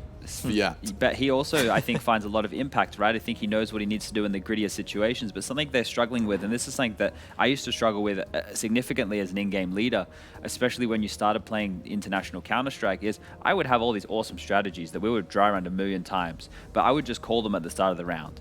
And you're calling that blind. You're calling that hoping that that just works. And they were calling a few of their rounds on their T side, and they're just running out and getting obliterated. You know, they're not milking any utility. They're not doing a default to see what type of hold they're dealing with. They're not collecting any information. So a couple of those rounds, and they weren't even fast-paced. You know, they would wait 20 to 30 seconds and then throw their utility and go. And that's a dream as a CT, especially modern CS where everyone knows how to play around the standard smoke wall. You know, which trains to get on top of. We saw yesterday on Overpass all the different boosts over the A site wall of smokes that were coming on through, right? So these teams are well aware of how to work out that stuff. So maybe the flow of calling is something Dream Eaters could work on.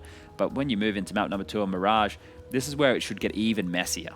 He's saying that. Team Spirit, they have got some good results to brag about. Singularity, of course, Sprout and Amiga, all names we've seen and all successfully victorious is the word I'm looking for. It's a map they always love to play, right? Mirage, even at the Katowice mine, I remember they had a 95% win rate over 17 or 18 maps played or something along those lines. It was absolutely insane. So it's a map that the team and the core of that team has a history of being good at, and I also do expect them to win it, to be completely honest, because they should be so much better as individuals on a map like Mirage, where there's a lot of room to be worked with. You can peek out towards middle. You can go A and do the difference. You can even go B and go for that duel and seek that duel. Whereas on a map like Train, you have to play it as a team, and they weren't good enough to do that. I think one thing that you can look to do if you're Dream Eaters going into this matchup is keep the side of Spirit strung out. Do a lot of fakes, you know, make sure that they, you know, they're very quickly to rotate. So if you can do that, it should be an easy way to deal with some of their CT holds. Okay, suggesting that perhaps Team Spirit do have a ticket to at least a third map. Do you have a ticket to the Major, though? Major.StarLadder.com. Be sure to grab it if you fancy treating yourself to the Counter-Strike experience. We do have a huge opportunity to not only see that grand finals, the champion stage over in the Mercedes-Benz Arena, but you can go ahead and join us for the new Challenger or even the new Legends. All of them. Why not? Major.StarLadder.com. We're taking a break. When we come back, it will be your casters, and it will be map 2, Mirage. Let's see if Team Spirit can take it to 3.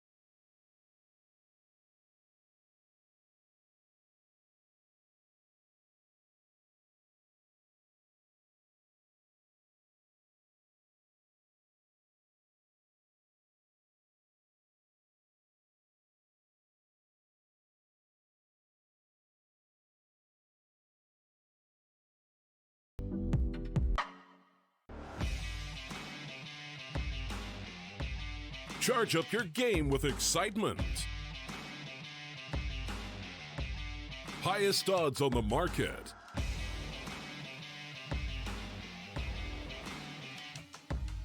Coverage of all live and pre-match events. Place your bets with Solid Bookmaker and win with your favorite teams. Take what's rightfully yours with GG.bet.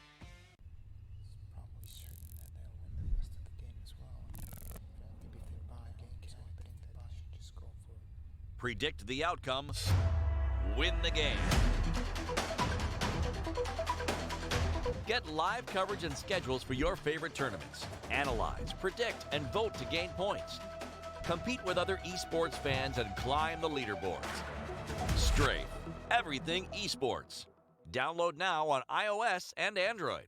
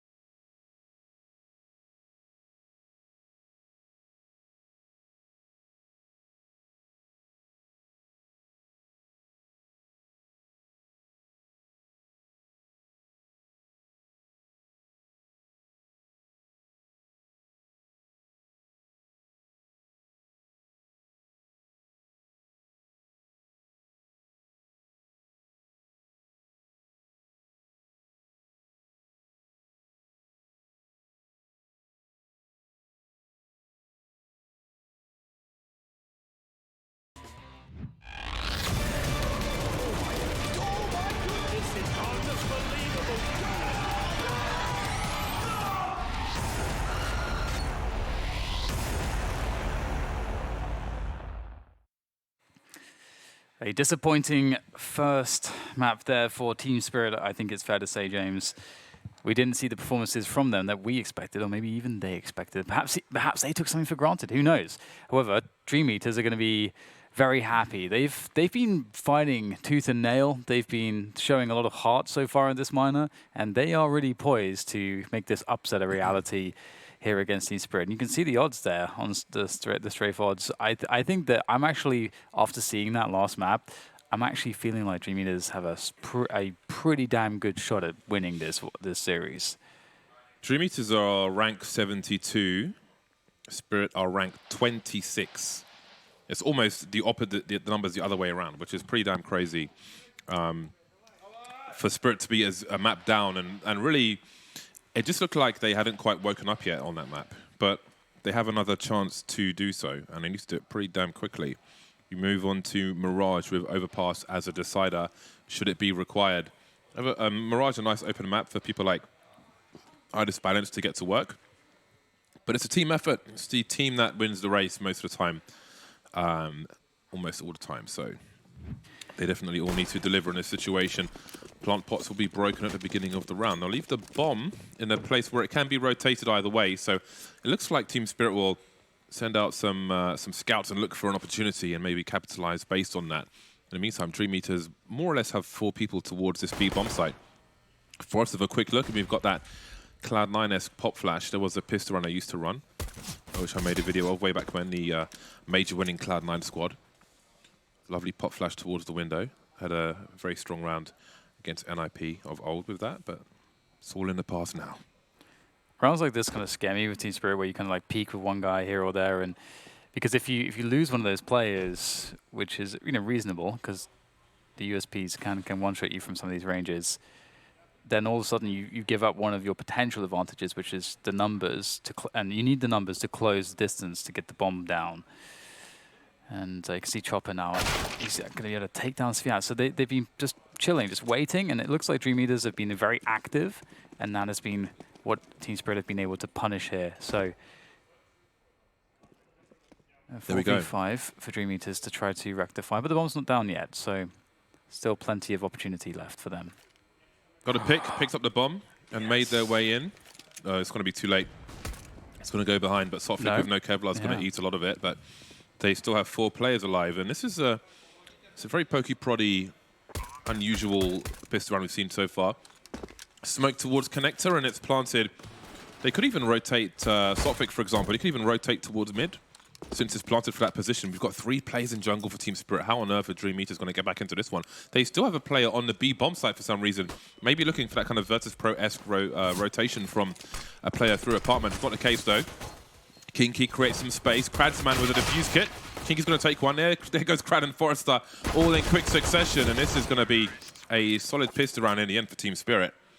Again, sent the scouts out, left the bomb in the rotation spot. Got a pick A, went A. Won the round. Yeah, it worked out really well. Really clean in the end. I will say, sorry, Dan. I will say, especially for the people at home, if you plant the bomb on the A bomb site, note how they had 3 players push jungle. They took CT rotation area away from the CTs as opposed to like abandoning the site and all going ramp or something and giving the CTs the whole site to make their way back into, which makes it a lot harder for them to do their job. So aggression after planting the bomb helped them win the round. And now it's going to be interesting because, Dream Eaters, we're going to see them actually not start off with the advantage. And I felt like, having the advantage before, they were able to get so much momentum from it. And now we get to see, what they do when everything's going wrong. And on the Mirage, you can do all sorts as soon as you get into that, to get the economy going and you get into the AWP territory. But it's a little bit difficult if you're playing against a team that knows how to play these anti-ecos and anti-force buys. Seems you're working middle here. There is a connector set up for Dream Eaters. They've got Kinky in there. 5-7, he's able to get one. Oh my god, he's got himself a second one. This is kind of nuts. Still holding his ground as well. In fairness, he doesn't know if it's safe to fall back or not, but if you can fall back, he manages to do it with good timing. That's pretty good. It would be crazy for him to try and pick up one of these weapons in that mid position, but I was going to say, like 1 or 2 years ago and beyond that time, you'd often see a team on anti-eco or anti-force buy in mid, just getting wrecked in the mid position, kind of standing around there for too long. I mean, they played it well with the pop flash and so on. The 5-7 just won the duel on this day. The second frag, though, was a nice surprise for Dream Eaters. Do they have anybody spotting this position? Well, there is some info for Krad. Lands a shot. That makes things even worse. Team Spirit moving into a Triangle of Doom. Just allowing his teammates to bait off of him. There's another 5-7 kill, but maybe not this position to be had if they can get that. They can't. No, not even a plant for Team Spirit. An early disaster after Train is going the same way on Mirage. Yeah, it's kind of a problem. One of the things that makes me afraid for Spirit is that on Train, I feel like there was plenty of chances for them to have their players shine, but the only person that shined was Idis Balance, and we didn't see Coldy shine, we didn't see Chopper shine, we saw Sofik. I feel like Sofik struggles right now individually. Now it looks like he's taken up the in-game leading mantle, so yeah, it feels like Dream Eaters individually are having a better day of things, and that could be a problem. If Idis Balance is not able to be the great equalizer. What we've seen from Train is that Team Spirit really struggle when something goes wrong at the beginning of a round like that. I don't know if it's hesitation or just a lack of decisiveness or what it is, but again, on that round on Train where there was an AWP and a rifle and a bunch of pistols, as soon as it was 4 versus 5, I expected him to lose the round. Got some forward plays from Krad, not going to peek too much. There's no smoke, I don't believe, for this position, but there are flashbangs, and he's got the information despite not getting enough frags. 2 more players spotted on the ramp. I don't know if they saw the bomb. It seems a bit further back, but that is quite the clue. If you see 2 players towards A at the beginning of the round, generally speaking, it isn't an indicator that it's going to be an A play, so even without seeing the bomb, they've got the information. Team Spirit could rotate at this point, but they're just jiggling. Sophic still got a smoke flash and a HE grenade. But Chopper's just going to run out of the AK-47. No one's behind him. They're still on the ramp at the moment. He's got an AK. They need to support him and trade, but he's just gone deep. And again, it's weird. Buses are supposed to come all at the same time, but it seems it's just one. And the rest are stuck in the station. So that was the other players need to swarm the site or need to play off of him somehow. Chopper makes his way almost to jungle with the AK, and his teammates are still ramp with pistols and an SMG or something. So I don't really understand what that was. Yeah, I don't know. Look at the radar, they're miles away. I do not know. You've got to get through the choke point. You can't hesitate in the choke point. They didn't have any utility to help them out either, so... Yeah, it's a very strange situation. Almost looked like they just didn't see any other better way. I cannot for the life of me figure out what the aim of that was. Alright, well, they will be deflected from the apartments there. Full Glock save. Dream Eaters look just, as I mentioned, just poised to take this right now. Team Spirit are showing some weakness, and Dream Eaters are there punishing everything. I would agree, man. Punish GG bet for those odds. I'd love to see what they are now. I'll request an update because they've been pretty heavy on Dream Eaters as an underdog, but just the way Team Spirit are playing, I feel like they're defeating themselves at the moment. The balcony bursts into 3 players, so Dream Eaters will have no issue stopping the plant coming down here. Oh, will they even get out of the apartments? Answer is no. Easy 4K for Krad.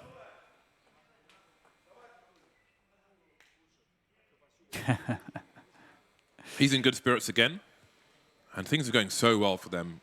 Just the indicators, the nature of the rounds is very, very promising as far as they're concerned. And Team Spirit, are you on the server, lads? Looks like he's connecting one of the players because they've been missing for a while. Yeah, I just balance. Can't have something go wrong for his setup.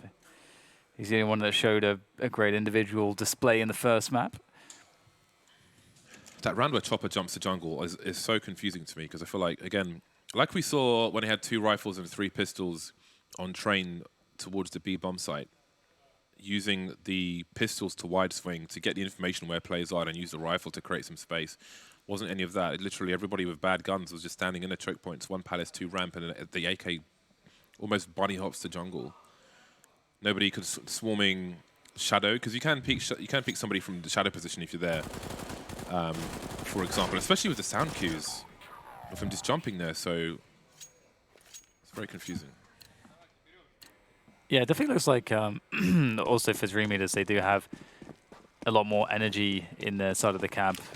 You know, with Mechano Gun there just going just nuts. Lots more energy there. Big push coming into A. Don't even really have time to build it up. It's just a straight rush, and they've been wiped out. The bomb's lost, everything's lost. Honestbound says an AWP, no Kevlar. He's having to try to reset the situation. Chopper is alone in connector, of course, and oh god. This is kind of an issue, especially due to the fact that if Team Spirit die now, they might concede an AWP to the CTs, an additional one.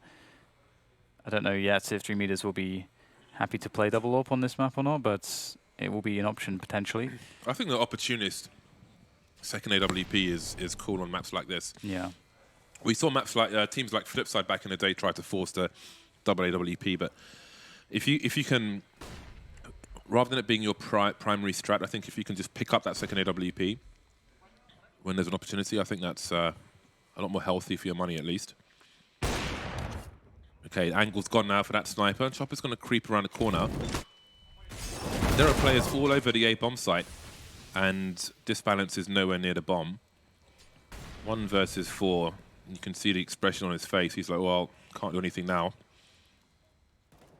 Team Spirit have not turned up to this match yet. This entire series, I feel like. No, they haven't. The thing is, as terrible as this looks right now from their perspective, we're still only 5 rounds into this map. So this is fixable. But I don't know what has been switched off that needs to be switched back on again for Team Spirit to show us something. Yeah, I mean, one of the things that really sucks too is that if it takes them, let's say, like a half to really get going, well, the problem is that on the CT side of Mirage, once you get going, like in Dream Eaters, they're in that position. Once they really start firing up on all cylinders, they could very easily get 12+ rounds. You know, it's the CT side of Mirage can snowball. And I'm quite curious if Team Spirit are going to be able to offer anything up here now. Look at the money of the CTs. Look at their money when Team Spirit are on eco. Yes, yep.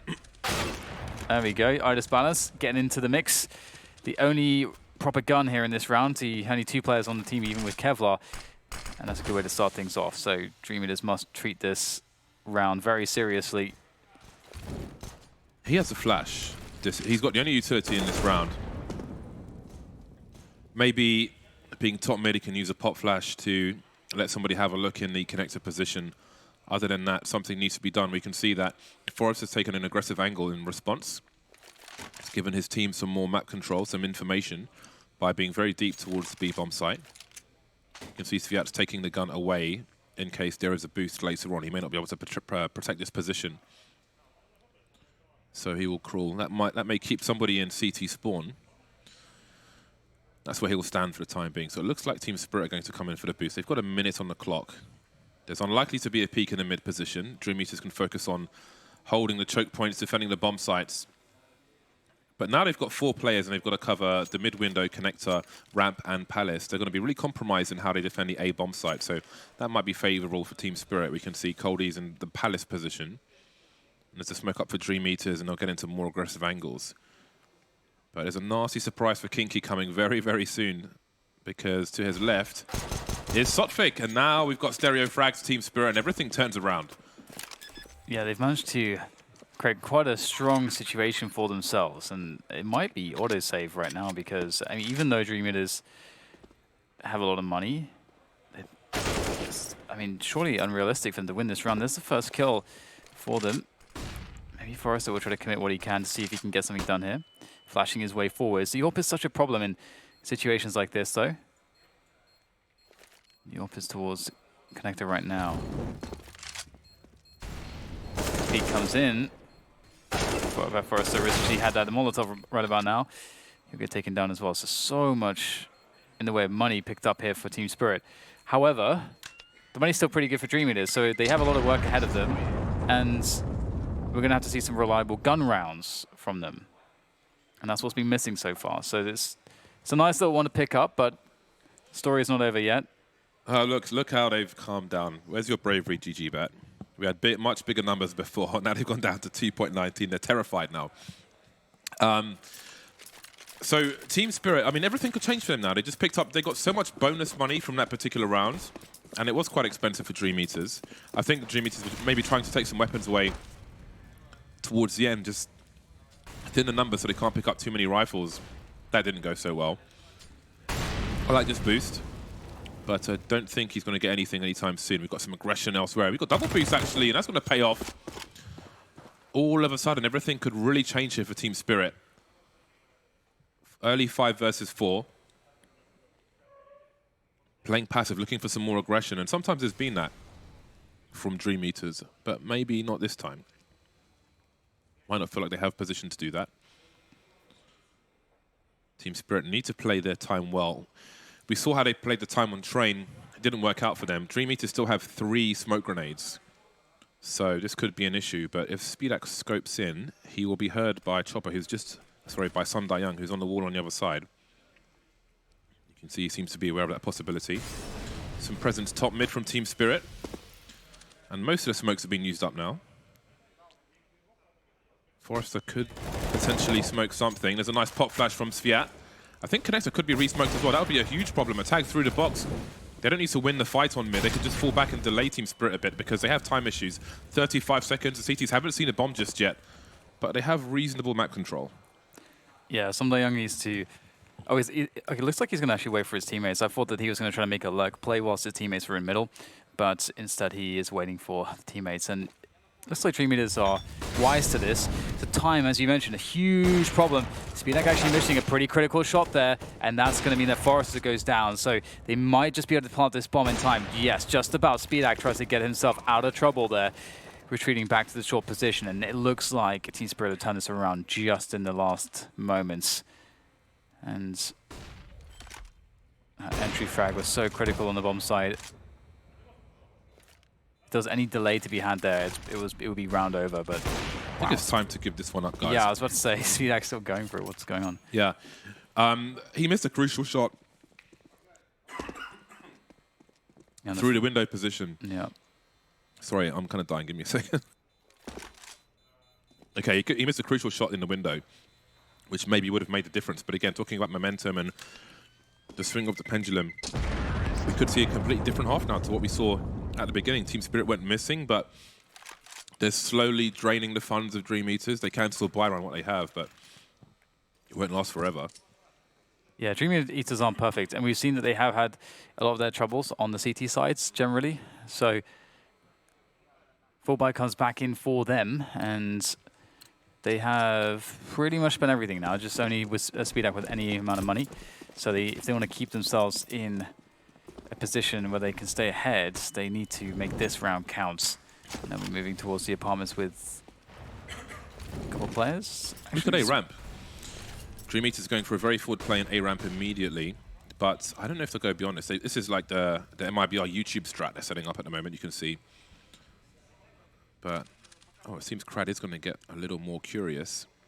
They don't have all the grenades in the world. So we'll keep an eye on the radar and see how deep they go. Forrest is going to be forced from his position, or he'll put the smoke up. This planet's not quite hitting the mark there, and it seems they'll back off from the B bomb site, but well, they've got a lurker towards A in Chopper, and Coldie is just keeping the CTs honest towards top mid, and maybe they've been deterred from their forward plays after that kill over the smoke with a boost from Team Spirit earlier on. And now they head to A. There isn't that much information in mid for Dream Eaters. We've got SpeedAC creeping in connector, but I don't know if he's going to be brave enough to look top mid. In fact, he is. So he won't see anything there. So it'll be guesswork if it's A or B at the moment for Dream Eaters. And all 5 of Team Spirit are towards the A bomb site. And here comes the set piece onto the A site. Dream Eaters, I don't know how ready they are for this. That is a really big frag. If Kinky was able to get that one, it would be instrumental. But instead, now it looks like they're just tumbling like House of Cards. And no one's able to really offer up anything here for Dream Eaters. That's it. And once again, Team Spirit, when they decide to run into a bomb site, they are having a lot of success. And I think one of the issues there, James, was it looked like Dream Eaters, after getting the information that they had in middle and so on, and just seeing that they didn't seem to preemptively position themselves to what was either a B explosion or an A set piece. I think that they're not in position to retake A if a push comes in towards A. Crad was basically hiding in a ninja position, but if you make your way into Sandwich as a T, you can see the player hiding in ninja, and that happened, and he got taken out after his teammate was eliminated. And beyond that, there's not much else left for Dream Eaters. SpeedAC's got 5k in the bank, so maybe he pulls out another AWP. But around that, there might not be all the weapons in the world. Again, Dream Eaters, they went pretty forward on A ramp, but didn't want to risk looking for too much. And obviously, you'd expect a lurker to be somewhere on A, be it ramp or palace. So here we go. Maybe some confidence for Team Spirit. Much needed confidence as well. We've got a tactical pause for Dream Eaters. They just didn't have the information, but didn't have the position on the A bomb site to really deal with so many players charging in there. They're pretty much guaranteed to die, I think, if like there's a 4 or 5 man push with those positions. So maybe that's something to talk about, how they want to approach and execute towards the A bomb site and why that wouldn't work. When the grenade started to come in, whoever was in the shadow position just ran up the ladder and was in a very awkward fight with Chop, had to kind of pre-fight around the corner. That's not really how you want to be starting a defense of the A bomb site. So they may have to rethink their positions in that respect. Right, right. Yeah, it didn't look too solid at all. So we have ourselves Team Spirit equalizing things, 4-4. Dream Eaters finally struggling on the money, but they have, of course, some weaponry to work with here. Most notably, that's AWP. And Team Spirit just holding their positions in middle now. And Dream Eater's not really in a spot to do too much. Fiat doesn't have any support if he was to try to tackle this mid-take. So instead he has to just fall back. And they've completely voided connector now as well. So typically if you do that, if you have an AWP on ticket, it's okay. But they don't have any, like there's actually nothing to stop Team Spirit from walking up connector right now. I think the big problem here is that the only aggression we see from Dream Eaters is with a USP on Crad. Yeah. He's got information, but they need to get the AWP in an aggressive position to defend. And that is happening now. As we can see, Speedax made his way through apartments. But now the AWP is shown towards B. He needs to rotate towards A. Somehow Krad's got a USP kill on Chopper towards the A bomb site. So we've got pushes on both sides. Where are the remaining 3 players? Fiat with his angle. This might just work out. Now he can allow his teammate to bait off of him. They're going to combine for another kill. And there's no response from Team Spirit whatsoever. Absolutely wrecked. All the rifles taken away by the CT side. Yeah, that was quite surprising, wasn't it?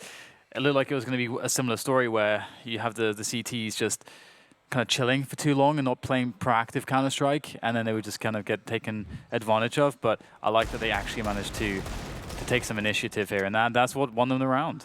I think Team Spirit's anti-ecos they're a red flag. Their anti-ecos and anti-force buys are a red flag in this particular series. They were problematic on Train, and they are also problematic on Mirage. Fell to absolute pieces. They've gifted Dream Eaters a lot of weaponry. They go 2 AWPs, but Young is angry. Charging through, looking for a 2K. A worthy attempt at a second frag. And it won't cause too much of a rotation. Krad's in CT spawn, but they seem unsure, Dream Eaters, as to what's going on at the moment. And Chopper's now taken a forward position in place of his teammate, looking for a peek. This is a gamble if he just hops up here without a flashbang. There's a HE, but no flash just yet.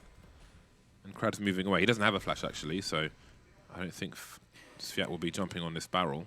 Krad's rotating to A. This is not good for Fiat. He's going to be so alone here. Oh man, he didn't even get a reload in earlier, so he's only got 19 bullets also. He's going to have so many people coming his way. They only have 1 Molotov, and it's not going to go into his position. Oh, he might be able to get good damage if he had more bullets, James. Only if he had more bullets. Maybe he could have gotten another kill there at least. But there is still a chance here, of course, for Dream Eaters on the rotation into the bomb site, given the fact. But they're on a double AWP retake into B. That's not normally all that fun. I have a few questions after this round, but let's see what happens. Krad's going to take Sotvik out around the bomb site. We've got Disbalance creeping. Coley, how does he play this with 1 HP? He's got to know that grenades are coming. Disbalance holding the door. Sees a little of someone, and Speedax just walks out. That's not quite going to work out. Disbalance hasn't shown his position just yet. Creeping around the smoke. He's got the sound cues, and he's seen the player as well. He's behind Kinky, touches the bomb, looking all the wrong ways, and there is a clutch for Disbalance. So Dream Eaters put 3 people deep. They committed 3 of the 4 people towards the B bomb site with a passive angle and no information towards B. Krad was the second player on the B bomb site. He had a smoke grenade, and he decided to rotate towards A. I mean, if you want to try and encourage your opponent to go into your stack, then he could have used his smoke on the apartments, and then maybe his teammate could have had a better position towards the B bomb site. I mean, he did pretty good, all things considered, but I feel like he could have just thrown his smoke towards B to encourage the Spirit to go towards A. But anyway, Fiat is getting aggressive top mid. They're not going to be deterred by the previous transgressions. Krad's behind the boxes now. There could be more grenades. There's more utility for sure. Krad's going to be forced into the open. He's got a double peek. He'll stand his ground and die. And Fiat's here to look at more damage. Sotvik and this Disbalance in the red. Again, Team Spirit, it's a 4 versus 4, so it's not a 4 versus 5, which we saw them struggle with on Train. But I do wonder how hesitant they'll be in this situation. They've got no smokes, they've got flashes and mollies. And it might be a fast one in towards B. Yeah, back to B, but this time Siad is offering a quick flank in response. And I don't know if Team Spirit will be ready for that. Disbalance is in the back there, but he's holding a nade, and this timing for Sviat is absolutely perfect. Oh, he might just get all of them. That is big damage. That's enough damage. There is a huge amount of problems right now, but that's a nice frag from Chopper, but now it's all down to Samdai Young. He's only got, well, he's got 9 HP, so that's going to be a struggle. He's got the bomb down and looks the wrong way. Unfortunately, Kinky finds a good timing. And Sviat, the real hero of the round, though, with finding that incredible timing on the flank. And Dream Eaters back in it. Yeah, it's been a little back and forth. Obviously, I think for me, the story is that Team Spirit have been struggling to get momentum, get coordination. And when they get put into an early disadvantageous situation, they struggle to find a way out of it. But the score is still close. And we won't know really who that favors until we see the form of both teams on as they swap sides. But for now, it's going to be Chopper with the Hero AK-47 and a bunch of pistols behind. One Deagle, that's the only notable pistol. Chopper's going to get his bell rung immediately for just light damage, but followed up by a Speedak. This balance will rescue the AK-47. We'll see what they can do. With all that focus towards the A-bomb site, Cold is going to gamble towards Connector. Don't know if anyone's spotting it just yet. Okay, Kinky's going to have a look. Not see much of anything, and we've got Crad in a position where he would hear the players if they were running top mid. That's a lot of info. They don't know, I'm assuming, if... I don't think he came from Palace, but either way, one of those things is clear. In the meantime, Cody's flanking Sviat. He better get out of this pretty quickly because Cody's just around the corner with a Glock. We've got boost towards a short position. Speedak won't see this. Cody in jungle now, but what can they... There's no perfect play for them. In fact, the entire A-bomb site has been abandoned. 1 minute on the clock, and Dream Eaters shouldn't have too much trouble dealing with this. This is such a weird situation because there's a world where maybe going back to A would be pretty strong, but they will move into the grinder, not really much to do. And I'll just sort of think, left alone. Here he goes for the EA play. Can't make it though. Crad is there to stop him. It's been interesting because the T side here so far for Spirit, it's been really, they've been playing really slow rounds, like very, very, very slow rounds, generally speaking, and not applying a huge amount of pressure in too many positions. And so I do wonder if Dream Eaters would not just get a lot of mileage by playing a little bit more aggressive and proactive in the early to mid phases, just because Team Spirit have, in a lot of rounds, been giving them a lot of space. But well, they have, as I say that, push top mid. Now they're going pretty aggressive here. Yeah, pretty fast. I mean, Dream Eaters have had a number of rounds where they pushed top mid and they flanked and so on. And I feel like these are things we weren't seeing for them in the horrible CT rounds that we've seen in the previous matches of this tournament. So I think maybe they've leveled up their level of risk on the CT side, considering how bad it was anyway. They don't really have anything to lose, considering how it was going. And maybe that's catching Team Spirit off guard. Maybe it's not what I expected looking at the previous matches of Dream Eaters. That could be an issue for them. But then it's down to you to adjust. Again, Dream Eaters are, on paper, 3 times worse than Team Spirit if you look at the rankings. So you've got to have a plan B. But what is the plan for Team Spirit? They've got 1 flash and 1 smoke on Sum Dayang, and that is about it. Yeah, walking back into the A play. Oh, Crad spotting 1. That's good information. Can they hold this time? They've been struggling to hold these A rushes, but as you say, there's not nearly as many nades. Good position here for Crad. Lots of damage done. Only 1 kill there. They need to hit their shots. It's a bit laboured there for Sviat, and these kills, they aren't coming easily enough for Dream Eaters. They're just not hitting their shots, and now there's a huge opportunity here, even better for Team Spirit. Not like this, not again, James. Yeah, that was a complete mess around the A-bomb site. Crad was left alone in the firebox position. Sviat went to look to see if anybody was boosting in the window from jungle area, just as 3 players came out of Palace. So they had position because nobody was watching at that time and spread all over the site. And then it was just a catastrophe after that. Very unlucky situation. But yeah, the holes have not, I mean, the flanks and the pushes have been promising from Dream Eaters, but the holes of the A-bomb site have definitely not. Yeah, they're just not hitting their shots. They're not able to win these battles quickly, and there's just, you know, you can't be committing 10 bullets to kill someone like that. For example, like, you need to be able to get the kills much more quickly. I think they need an AWP on A, like from CET or something, because holding from the site has just not been a thing for Dream Eaters from what I can see. See them buying up once again. Money has been sapped for Dream Eaters after a round such as that. So let's see what they're able to do with this. Last 2 rounds of the first half. Plenty of utility this time for Team Spirit. Let's not forget they charged the A-bomb site with a flash and a smoke, and that's it. Dream Eater's looking for information, maybe. No, just a smoke grenade. Trying to get max value out of it. Kinky creeping in Palace. Big frag for Chopper. Oh, Team Spirit have got that desired 5v4, but we've got players, again, Krad's racing up the ladder when the grenades start to come in. So he's kind of conceding his position in that respect. And Dream Eaters have fully committed to the A-bomb site. Fully committed down. It's a Mormon marriage. Yeah, this is interesting. I thought they were going to go straight to the B apartments, just into B. But they're going in through connector here. So this is actually kind of funny because it will actually end up benefiting Dream Eaters enormously, as they would have been out of position for B. So this is working out for Dream Eaters, just holding. Sotfik going for the peak, and there it is. There's that AWP ticket that we talked about. It's a big problem. Fiat, they're able to get some kills from the Savage position, and it looks like Dream Eaters should be good to go here. However, still chance for Idis Balance to turn things around with the AWP. He's got about 30 seconds to try to find the kills or get the bomb down. And I don't know if Dream Eaters know where he's coming from. What are they looking like positionally? I mean, they can, at this point as well, given where the bomb is. There's no way he frags both. Yeah, they just let him pick up the bomb and try to go for a plant. He can't. He doesn't have time to run to B, and they know it. So they just have to wait for him to punch the numbers in, or that works too. That's a very. It's an unusual round. It's an unusual round. A 4-man stack of the A-bomb site pretty quickly. T's rotate away, but gravitate back again, and such is life. So much information to be that catches there as well.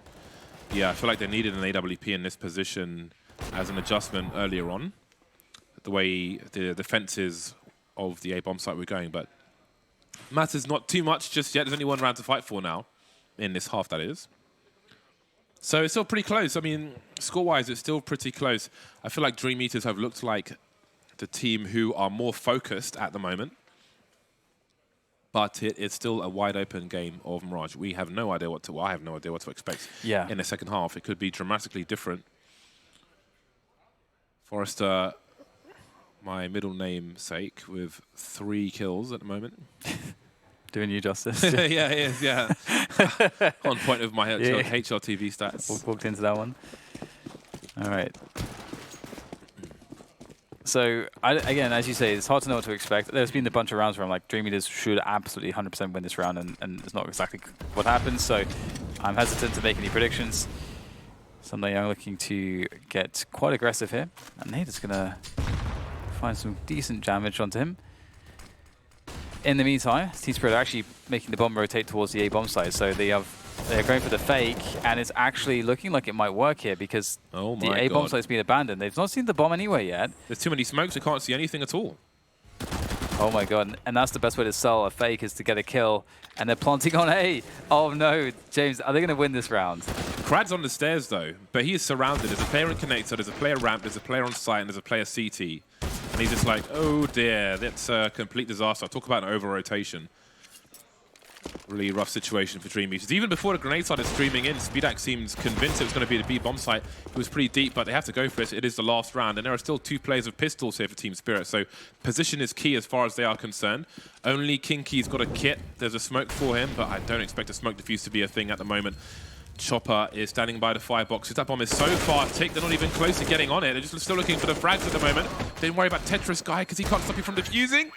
Pistol to finish off the job, and it is close to half-time, 7-8. Yeah, crazy.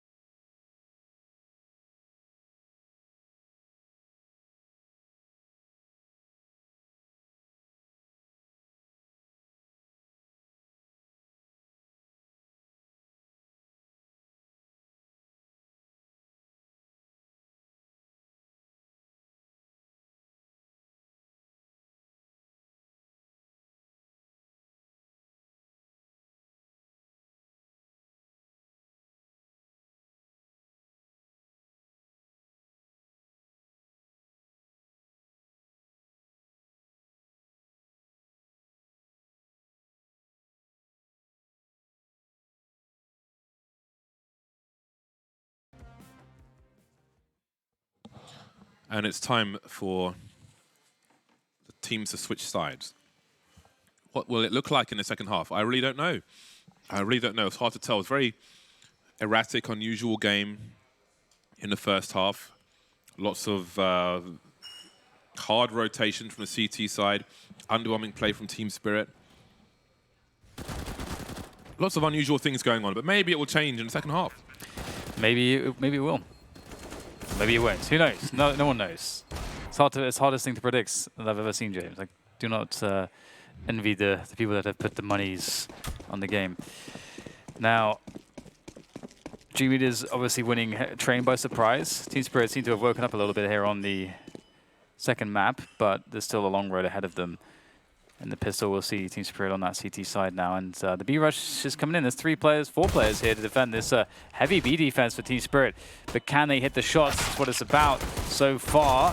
Looking not so good. Ooh. 3 kills quickly going the way of Dream Eaters. And now the reload coming in will make a horrible time for this balance. It's all up to Coldy now, but he'll get smacked down by Crad. And that is a very important pistol to pick up because it really felt like on the CT side, the Dream Eaters were not able to really take initiative. They were not able to assert themselves on the game. I feel like nothing's going the way of Team Spirit at the moment. I think Sophic is in such a strong position there that I think almost all the time you're getting more out of it than he did. Hard to know if he peaked too early. I don't know what the comms are like and how many people he thought were maybe going out of the window instead of the balcony, but sometimes you're going to get 1 or 2 from that position, but such is life. Team Spirit moving through the Palace area, and it's Dream Eaters' turn to show us what their anti-force buy looks like. Spirit have been very aggressive towards the Palace position. Might be hard to get around those corners, and against a CZ, for example, you might not want to try like a jumping Mac 10 or something, because you could just eat a lot of bullets, but they're going to re-aggress. Sophic is jiggling with with his knife out, actually. You'll spot him going back. He's going to go for the duel, actually. He rings the bell and finishes Forrester off. He knows another one is in there. In the meantime, Dream Eaters look to go towards top mid. So at least Palace has been taken, which denies them of information. It costs them a player, but it's still a worthwhile play in that. It's going to make it less likely that you are running into a stack. Yeah, it was pretty bold to go for that aggression into the Palace around all those tight corners. And they're going to be going in towards A here. Team Spirit will try to get some information towards A ramp. They don't see anything, so it looks like they're starting to think that it will be B, which is really good news for Dream Eaters. They need to get that kill onto Chopper though. Smoke onto jungle, another important piece to the puzzle here as they make their way towards the A bomb side. Hopefully they have some more utility to use correctly. Although the position of Chopper is dangerous, but he's not able to get anything, and it's looking good now for Dream Eaters. They will lose 1, but they have the bomb site, they have the bomb plant. Oh, this is a problem though. Will they expect Sophic to? They saw players in Palace before. He's done big damage, James. Yeah, that's what I was seeing on the radar, but the bomb was planted in a good spot where it'll be hard for him to do anything about it. Some Young running around. Kraz only got 4 HP by the fireboxes. Where's the other player? There he is, and they will just about survive. So many chances for Anarchy around the smoke grenades on the A bomb site, but it didn't quite work out that way. And Dream Eaters. Oh, there's golf claps. Can hit him from here. That's a good anti-force buy from them, and they're in a really strong spot. This is really worrying for Team Spirit. We haven't seen strength from them in this map. We hadn't seen strength from them on the previous map either, and they're the heavy favorite. Again, they're ranked 26 or about there versus 75 for Dream Eaters. So this is quite shocking at the moment. Right, Cody spotted in mid-window.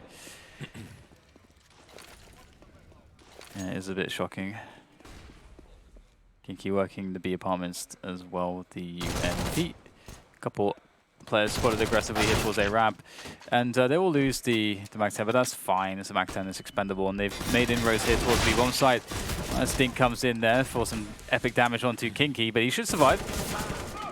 And they got the bomb site, so the bomb can be planted, and that's cool. You're all good. As soon as you get the bomb down, and you have a couple, 2-3 players to work with, you're fine in rounds like this. There's no kits to be offered up or anything like that. So Dream Eaters will be moving to 11 shortly. It's a question of whether or not Coldy and SDY could potentially get an extra bit of damage here, but there's no real reason for that to occur. And there's no real reason for Dream Eaters to want to hunt them either, so they should be able to avoid them. If they all exit the same way, thinking around like this, if your teammates secure an exit, you should all go together, and it seems they'll be doing that. So Sundayoung will be forced to reposition. Some bonus money for a CT side looking for their first buy would be fantastic, and he'll be afforded that. Does he switch out for the weapon? Oh, there's a bait situation. Cody's P250 will pay for itself. Might as well fish for a little bit more. He's only got a P250 to protect, so he'll have a go. Nothing doing, though. But Dream Eaters, again, it's the only momentum I feel like we've seen has been with them. And they're ready for the next round. 4-round lead. They are 5 rounds away from a huge victory. Huge victory over Team Spirit. Those extra couple kills, though, are a pretty big deal. If not for those kills, like let's say Team Spirit win this round, Dream Eaters, unless they get the bomb down, they're likely in a half-buy scenario. So those extra couple kills, it's a big, big difference. Dream Eaters looking to take top mids, but first they are going to wait for their teammates to come through the underpass.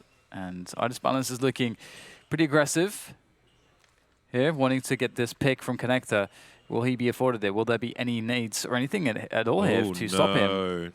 Look at this timing from Sundayoung. Okay, well, he's looking in the underpass position, but it looks like a very, very frail setup, and it's shown to be so. This is not a good round for Team Spirit. Didn't really have a proper setup. False sense of security, it seems. Sundayoung just walking up. Because as he's walking, they'd waited so long to do that. Doesn't have cover while he does it, but there's still a chance for Team Spirit. There's still a chance. Viat gets taken out in Connector. And now, even with the flashbang, Forze has put himself in a really awkward position. He can't really help his teammate. Okay, maybe he can. He's found some space, but Chopper's quietly rotated towards the ramp position. And Crad is waiting for a peek with an off angle of some description. Ooh, it really is an off angle. Is this going to pay off for him? Well, he's got the information, turns around immediately. That might have been seen on the def cam, and he needs to run all the way. Cody is standing his ground for the time being. 20 seconds remain, and he's going deep in towards the A bomb site. Now, Crad's going to get the bomb plant, but how brave does he feel about where he chooses to go after the plants? One thing that's a really big deal here is that because Cody is so far away, it's actually going to kill quite a bit of the bomb time just getting to the bomb. And with the smoke, oh, that didn't go deep enough, actually. Okay, what is the play for Craddock? He's very low on HP. He needs to be in a very, very good position in terms of it will take a long time for his opponent to check it. Oh, okay, so he's going to actually play over the top of the smoke. Actually, no, he can't quite see. Oh, it's a bit awkward. Now he's very exposed here, James. This is not a great position. Well, he just saw Cody. He saw him. Okay, that's good. Tag. Some damage. Oh, he's come off the bomb as well. But he's got to get back on it, and he is. He's going to run out of bullets. Doesn't matter. He's going to get the kill. Hadosh, there we go. That's a huge round for Dream Eaters, and Team Spirit honestly just look like a shell of them former selves. The coach is face palming. He doesn't know what's going on. Neither do I. Yeah, great performance from Crad there. I was really worried for him because I felt like that position, given his health and everything like that, it was very exposed, but it worked out so well. As you mentioned, get a spot on Coldy coming in, and Coldy had no idea about his position. So it looks like a set piece on the A bomb side is in store. It is an anti-eco, though, and there's a stack on the A side, so could get messy. If they get their molly out in the shadow position from Palace, that will certainly help.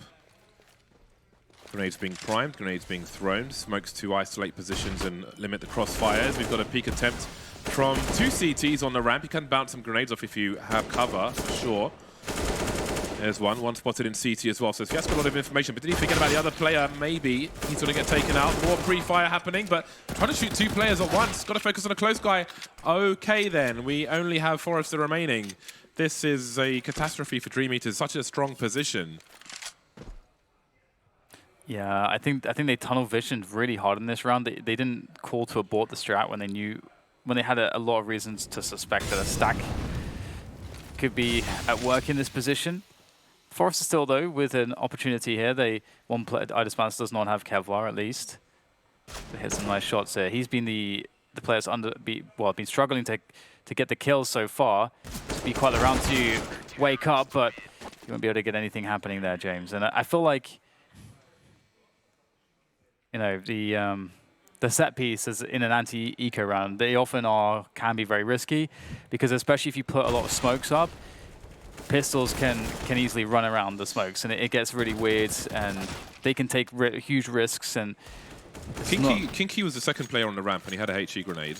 So, I mean, it depends on the timing. Like, partly you might just want to, you might have more urgency to get onto the site with your teammates in Palace and so on. But he could have had the guy ahead of him hold the angle for a swing and bounce it off the wall into the corner. I don't know if they saw two players there, though. Maybe they would have been more inclined, but that is... I mean, they've allowed their opponent back into the game, essentially. Yeah.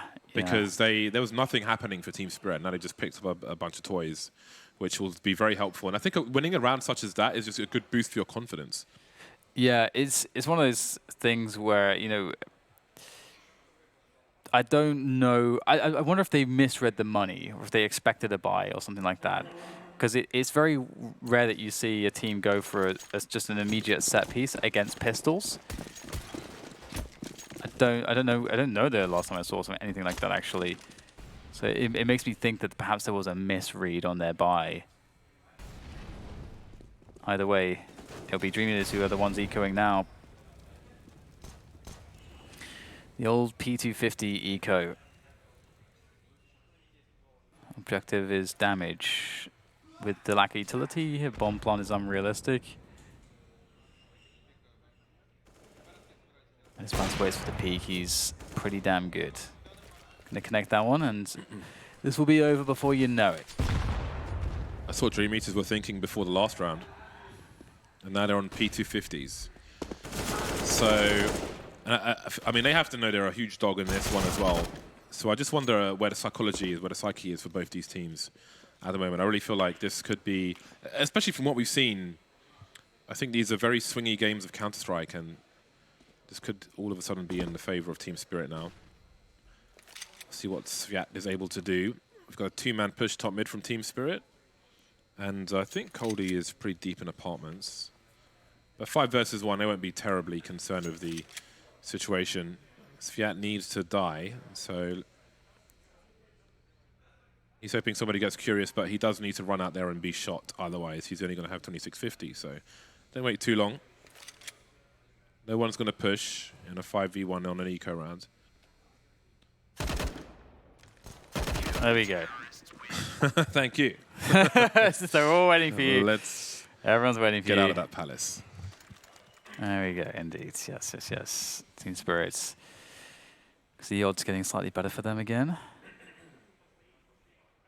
Dream Eaters. I'm convinced that they misread the buy. I'm convinced. I just don't think they're ever doing a set piece against a pistol round. Yes, I'm still thinking about that round. Kinky on the Mag 10. Everybody else with good weaponry. That said, the Mag 10 has a lot of utility. Depends on the job you give it. Can be quite optimal if you are the one creating space and jumping around corners for your riflers. And we get some good mid presence here from Team Spirit. They have all the information at the moment. This is a better setup. I'm not sure if actually, I mean, there's a chance. I don't think Sophic was there last time. I don't think so. Sometimes you'll see Mihu play that Sophic position with the smoke up on the short area. One to look at in the demos. He's a good person to learn from in terms of CT short play. So we're seeing a lot of slow rounds at the moment. We've got 2 smokes in mid. One seems to be on that short position and one for the cross, but nothing doing just yet. Team Spirit moving away from their aggressive positions towards mid, and they'll focus on the A bomb site. See this balance of an angle towards Palace at the moment. So we'll see, well, Krad can't run distraction. He's going towards B, but he's got no grenades. And out they come, charging into the bomb site. Some strafing with the Mac 10 is actually going to work, and Chopper gets taken out, but Kinky's got a bad angle, but so does Some Da Young, and he'll go down first. there's a chance to plant this bomb, but it better be quick. Actually, they've got no smokes anymore apart from that one. That was the last smoke. It was gone before I looked at the utility, so they can plant the bomb. Disbalance holding down the CT position. Spidak looking towards jungle with the AWP, and only 2 Spirit players remain. Yeah, this is a really big round to get if they can close it down at this balance. And Coldy coming for them from the CT position. It's going to be very difficult there. Trying to figure out, Coldy was wanting to go for it, I think, for a second there, but they're going to start falling back. They want to save their weaponry. They don't have the best money in the world. It's actually not actually the money's actually very good. Scratch that. Oh, Disbalance missing a shot. And we haven't often seen him miss pretty much anything. He's been on point. And what a one to miss. That's going to concede the AWP. Again, he will be able to repurchase it, but they'll lose everything. And that is a great position for Dream Eaters. They are 13 rounds now, so it feels like there's some life in them yet. They might be able to close this one down if they can keep this momentum going. And I wonder what the response is going to look like. We get a tactical coming out of Spirit. They know what a big deal that round was. This has to be like a surreal experience for Team Spirit, this whole series. A lot of talking going on their side. It's such a huge opportunity.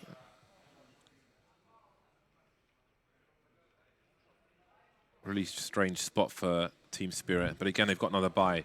But will Dream Eaters be focused on the monetary situation for the CTs? Will they be expectant? And Mac 10 did a lot more than is reasonable in this round. Yeah, really especially the duel with Chopper, that was bizarre. But that was I crazy. think just it's indicative of how this kind of series has gone from the Team Spirit perspective. 4-round lead for the T side, very, very well equipped. And we've got 4 scopes, 3 AUG for Team Spirit. Disbalance not spotted coming out of the window, but he misses another shot. That should have been a sitter for him. An early 5 versus 4, and this is going to be quite problematic for Team Spirit to deal with. Yeah, it's quite a strange game. Forrest is still on 4 kills, James, which is kind of crazy. Dream Eaters have 13 rounds, but nice boost there from Coldy. Good team play from him and Sophic to try to get that get something going for the team.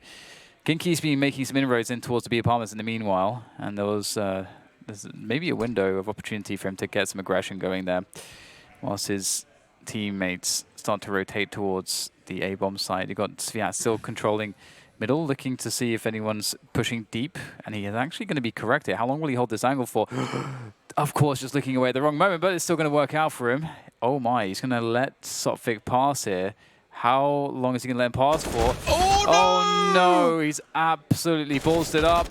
Sophic will go down, but that should have been a free kill for him. He tried to get too much, James. Perhaps he was too greedy. That's a funky peek, which gives enough information for Dream Eaters moving in towards the B bomb site. Enough data was seen on the kill cam with the bomb going into the apartments, but the rotation's been slow, and Cody's got a few more seconds on his own, but he needs to be found. Only 2 HP for Forrest, so what a weird situation. Beautiful shot from Spidak, and it's working out. How? But the time on the clock, Cody, 1 versus 1. Now, where is Spidak? There he is. What a crazy round. Playing for the information, things got mad awkward, but here they are with 2 rounds to go. Oh my god. It's wild. I gotta say that play is so greedy, because when someone walks top mid, it's really unlikely that someone's gonna be right behind them. You know, it's so you're really it's a risky one, man. It's a super risky one. I feel like a blind man on a roller coaster. I just have no idea what direction we're going in. Yeah, that's a great way to put it. It's very difficult. It is very difficult. Okay, so tactical pause again from Team Spirit. Oh my god. This is a great little boost. Yeah, that's beautiful from Coldy. Great execution as well. Oh my god, that's Viats, man. It's unlucky, it's unlucky. It's unlucky. But what a crazy situation on the B-bomb side. I know how that feels. There are plenty of highlights of me doing things like that. Well, but you're not in a team worse. competing for the major, James. I know, that's why it makes me feel better. Right. Well, it's 14-9, so Dream Eaters is definitely feeling better that they managed to convert that. But it's double orbs here for Team Spirit. This is all or nothing, James. If they lose this round, they are done. And they have no utility to work with in this round as well. They have the AWP on Coldy. We'll see how Kinky deals with these angles. Yeah, he knows how to deal with them. He must have seen Coldy, surely. Kinky's almost never got grenades, I feel like. He's got no utility to force him from the angle, but he's got the sound cues, and Cody's just told him that he's conceded his position. So that's he's going to reset with a different one. So we'll see what happens over there. So the T's have been seen relatively deep towards apartments, but Cody has got a good angle if he assumes that no one's made their way to the other side already. What do Dream Eaters do elsewhere? Now, at this point, I do start to wonder if they're going to start being afraid to lose as opposed to playing to win, or maybe it'll be made easier with the crab walk from Chopper. Someday soon to fall as well. 2 players on the B bomb site now. Sotfik deep on short will be spotted. They know Cody was there. So this balance is alone towards the A bomb site, and it's Dream Eaters moving towards B, it seems, which has been abandoned. So it's an all-in from Team Spirit towards A. I don't know if Fiat will hear anything from his position. Well, going down in that position will certainly help. I might keep Spirit there for longer, but I can't imagine they go for a retake, all things considered. All right, this is looking really good. They're going to have to go for the full save, of course, so this round is forfeited by Team Spirit. And Dream Eaters, they look like they're doing it. I just don't want to call it, you know, but it looks like they are. I mean, it's not that way all series, though. I mean, I agree. It does feel like there is something a little bit muted about Team Spirit's play, and that like psychologically that they are not quite 100%. Rank 26 versus rank 72. Oh, that ranking might be. It's like a change. wild card upset in tennis. Score an even Isevic tier for the older ladies and gentlemen. Well, there it is. Match point. They've got a lot of match point Dream Eaters. I can't see how Spirit can turn this around. We haven't really seen any hints of that so far. And now they've got to win 6 rounds in a row. Yep, it's not a good look. At least they have guns to fight with. And last round they had no utility. This round they'll be able to fill up on utility mostly. Still lacking, but it will do. Speedak fast there towards the mid pressure. You see the classic cat smoke, the Molotov in connector, and all of that. And we got 3 players in the underpass here, in the underpass stairs. No aggression there from the CTs though. Perhaps they were expecting as such. And a more passive position with the AWP of Coldy in the B apartments. He's yet to catch anyone, but maybe this is the round. It's looking like it could be a possibility if Sviat's going to continue pushing there, but... Oh. Oh, no. You don't... All right, then. There's a wry smile from Sviat. What does that mean? I wonder if Team Spirit will overthink. What does this mean? I heard a smoke. I don't know where it is. What does it mean? Some funky strat's about to happen.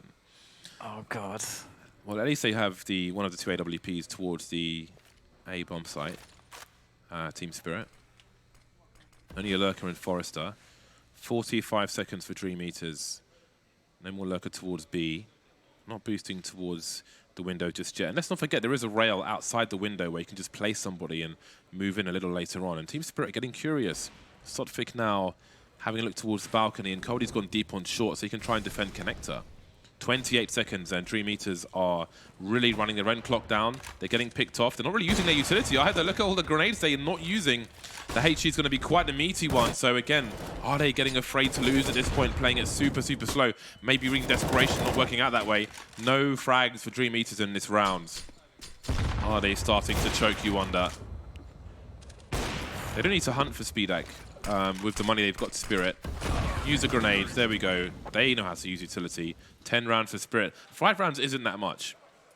Easy to say when you're not the person who needs to win every round, but I feel like Dream Eaters are a little nervous now.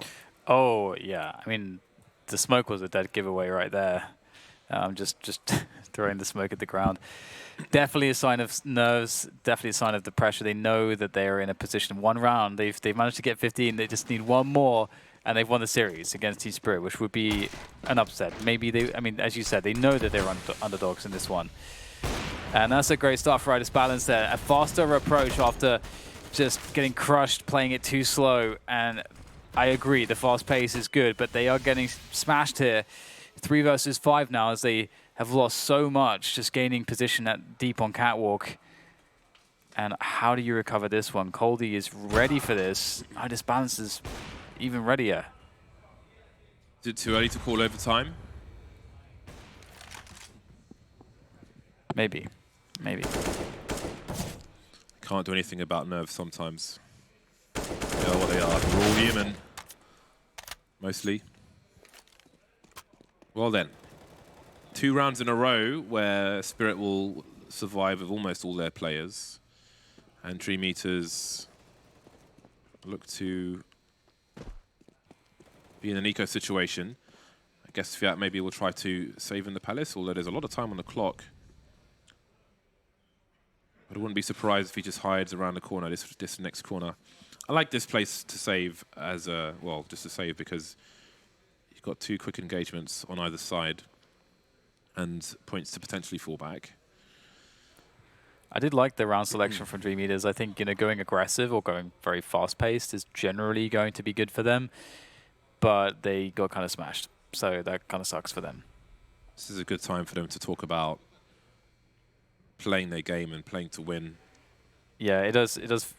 I am a bit afraid for them because, I mean, you saw it in that slow round, right? That it's like, it's one of those spots where everyone's a bit too afraid. It's too much fear. Fear is the mind killer. Spirit hunting, but they will not find. You must kill fear lest it kill you.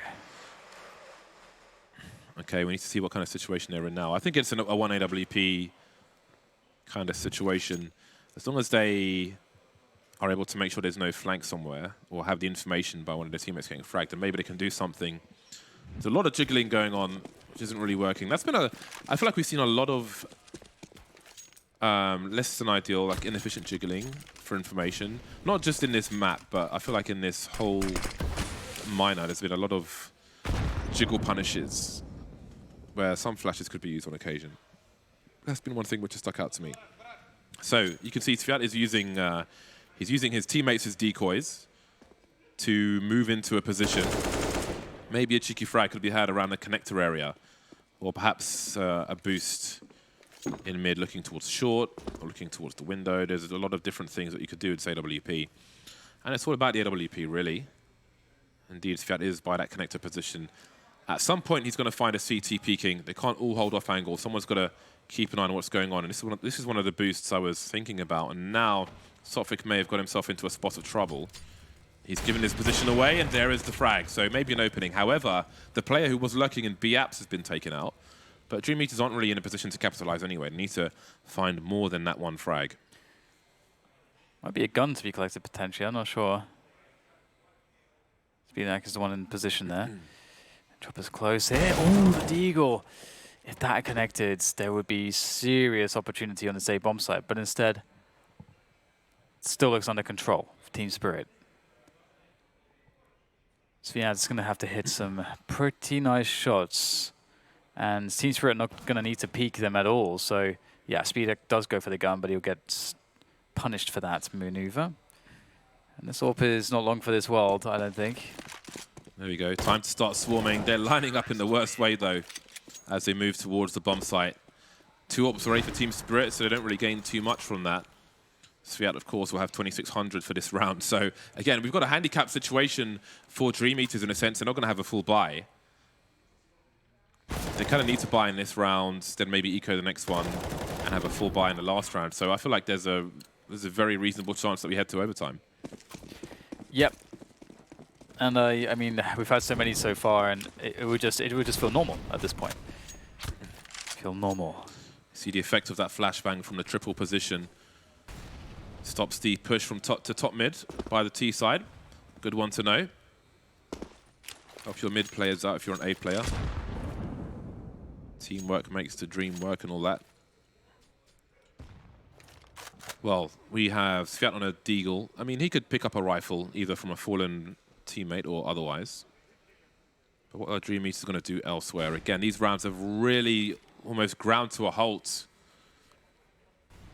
Limited on grenades, and the huddle heads towards the A bomb site with King Key in the apartments from now. You can hear the player deep on shorts. So again, he could move into the mid position. He could go for a late rotation if they execute and plant for short. Go for that VP strat, which was I think being looked for in the first pistol round when there was a late rotation. And now Crad will head towards top mid. He actually has grenades this time. Pretty spread out. It's going to be a worrisome task here. They need to get these entries working. Here they go into the bomb site. Balance is playing in front of the smoke here. He's been absolutely deadly. Speedak takes down Chopper, so there you go. That's what they needed. They needed that opening kill. However, Balance has free reign on this bomb site. There's nothing to stop him sniping down, nothing obscuring his vision, and they are being slow about this. And there is 20 seconds to get this bomb down or get the kills to win the round. And there goes Sum Young able to pick off Speedak. And there's the bomb going down, so there is that. The 4 versus 4 retake commences. Krad's in the middle of mid. He's got himself a weird angle, and Team Spirit are road. There's still 2 players standing on the B bomb site. Topic's only now jumping through the market, so he's been forced to rotate the long way, and this is really killing a lot of time. All 4 players have defuse kits for Team Spirit. We can see Coldie with the AWP looking through connector for the time being, so that might have a part to play a little later on. There's Sum Young with the AWP shot. Now we've got a 2 versus 2, but the bomb so far ticks. Is there even time to defuse it? Krad's got to go for the reload, and he's going to take one straight in the face from Sum Young. That is a really clutch retake for Team Spirit. Horrible position for them, long rotation, but just in time. They'll get the frag, but the last man just stopped in the wrong spot. Just stopped right in the crosshairs of the player on toll booth. He's just wide swing and focus on the guy defusing the bomb there. That was a close one, and it's back to the half buy. And you never know, James. Sometimes it's these rounds that that do it for you, especially in situations like this, because you as the T's are not thinking that maybe you're going to be able to even win this round, but you actually have the CZ, you got the smokes. Got the flashbangs. Maybe the fearlessness of the pistols will allow them to get over the hump. We'll have to see. Somebody asked me on Twitter the other day if I'd recommend somebody other than Zipex to watch demos of, who would it be? And I said Olafmeister. And one example, if you see the way he peeks around that position, he knows when he's showing somebody on toll booth. So you'll see him crouching in a spot like that, especially while the reload is going. 2 players remain for 3 meters in this eco. 1 player remains. So have a look at Olafmeister and Mirage and just see his general approach. Obviously, there's time pressure there if someone's defusing the bomb, but he pretty much stopped in a place where if he's being peeked, he's going to get shot in the face. I don't even think his gun was ready to shoot. But here we are, 1 more round in it. 3 meters. It is now, or maybe later, but they ideally want it to be now. But again, are they going to be afraid to win? Or afraid to lose, rather than playing to win? I guess they equates to the same. Difficult times, difficult times. Oh, wow, that's a lot of notes. Don't hesitate. Show me your notes. Ooh, is this some kind of flowchart, maybe? Yeah, what's going on there? Well, you might have can we zoom in on that? Notes on... We shouldn't do that. We might have some notes on the habits of players, what they like to do, just a little refresher. Maybe it's their own strats. Where's the Virtus Pro strat? Smokes on A, lurker in B, pop out the window, go towards short. Let's do it. All right, here we go. It's a full buy at the very least, and Team Spirit, they have been trailing for quite some time. Can they complete the comeback? They have a fast approach here towards connector and towards A round. Honestly, this looks a lot better for 3 meters. Let's see if they can actually get the entries that they need to shut this round down and win the series. They've only got 2 smoke grenades, so if they're going for some kind of A play, it's not going to be what you normally expect. Crad going to be shot from connector. Awkward position for Sviat, but he makes his way into a headshot, of course. But Speedak will trade the position. Chop over a huge headshot there. 3 versus 3. We've got lots of clutch duels around the map, and there's some help from Speedak. You don't really want to go that deep out of Palace, ideally, but needs must. 2 versus 2. Smokes are up, and Kinky will try to cross. There isn't too much cover. Speedak is really doing some crazy work here. Grenades towards the default spot. They're both on site now. Speedak's completely changed his position. I don't think Cody's got any idea. He's almost going towards CT at this spot. 1 versus 2. Smokes are up. And that is going to invite some variance. Really tough spot for him. He can't see much of anything. There's a player on default taken out. There's a trade for Speedak. And just in the last round, 3 meters will make it work. Impressive stuff. They managed to get it done. And you're completely right, James. Speedak went into overdrive to make that one work, and the whole squad's out. The whole squad's here. Fantastic work from Dream Eaters. The underdogs make it happen against Team Spirit. It wasn't supposed to be this way, but they forced their will. I have to say, Matt, huge credit to Speedak. It's such a risk. Ideally, you want your Orca in Palace, or whoever's in Palace. You don't want him coming out and swinging wide. Obviously, there's only 2 players left there, but he just really made that round happen for his team. That was really awesome stuff. But what if Team Spirit? They did not show up today. That was, I don't know what to say. They were just missing from the beginning. Never really got into gear. Again, they ranked so far further up the table than their opponent, but they did not show that at all today. Yeah, it's definitely a struggle. Obviously the team has undergone some changes here or there, so perhaps that's they're still struggling to make those adjustments, and it's created some holes in their game. But Dream Eaters were here, they were hungry, they were passionate, and it's hard not to love that they get to win this series. The better team on a day absolutely won that series. I think that is undeniable. Huge props to them. Congratulations, and it is time for the panel. Over to you, Alex. What do you guys think of that series? Echo a lot of the same sentiments. Thanks very much. That's James Bardoff and DDK. They'll be back with the next series when we get there. But for now, I'm here with Chad Birchall and Jacob Vinegar to break it down. You may know them as Sponge and Pimp.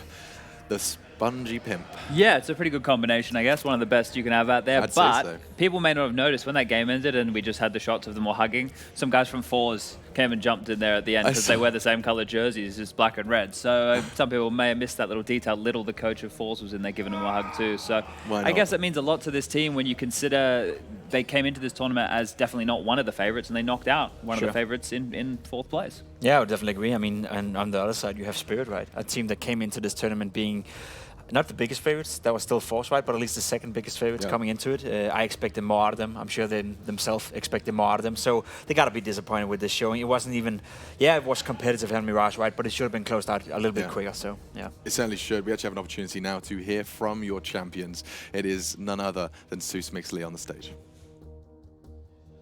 Thank you very much, as always. Congratulations, guys. You guys survived elimination. And personally for you, Sviat, 1 year ago at the minor, Team Spirit were the ones to knock you out when you were on Pro 100. So how does it feel to be able to get revenge?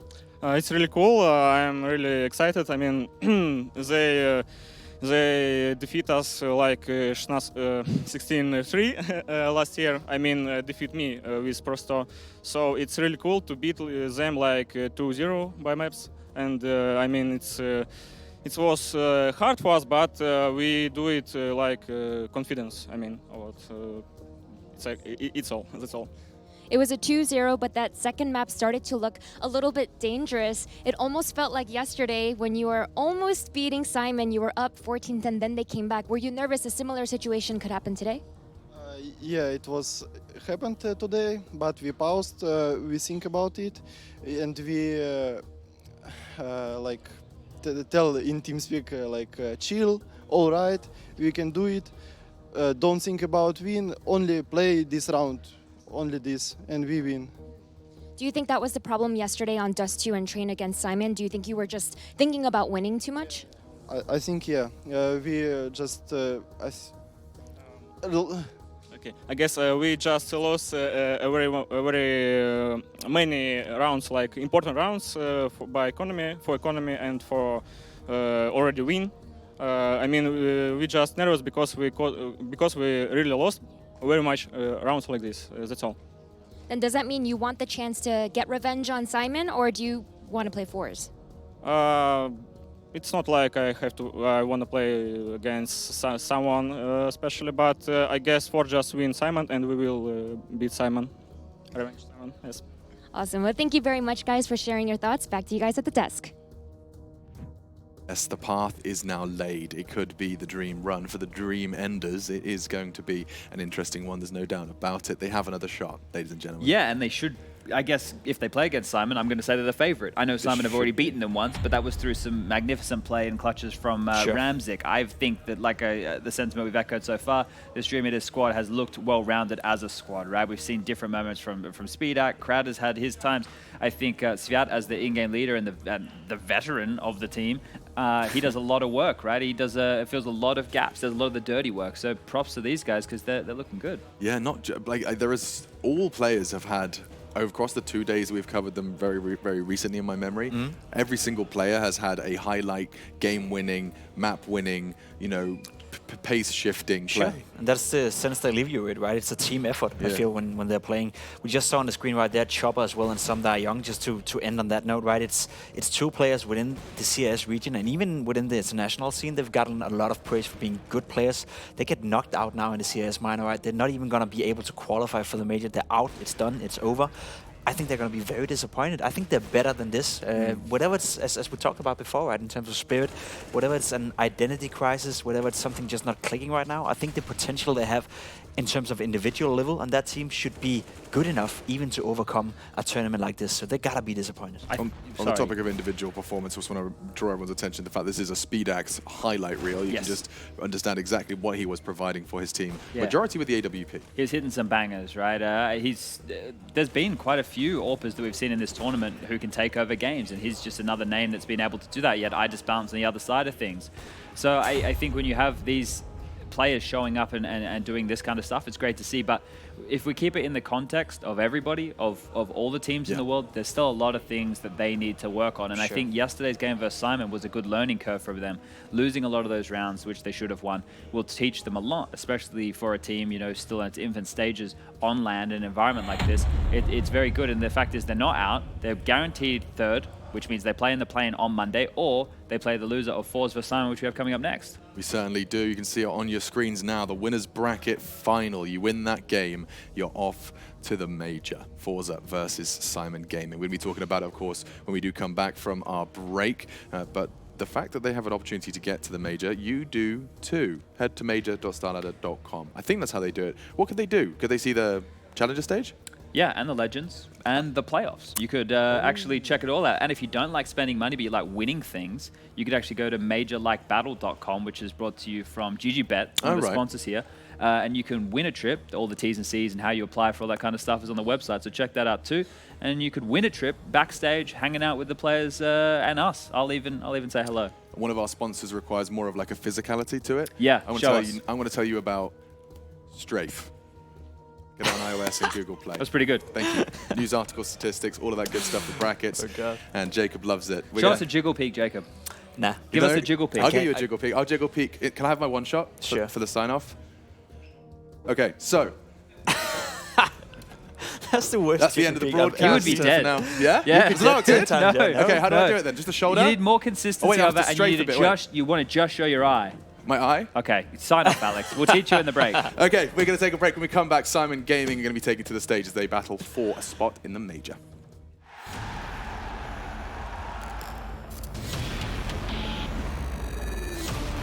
Oh my god! He turns it around! Oh my goodness! Incredible kills coming up. This is unbelievable. Simple. Oh, doing it well. 5 seconds.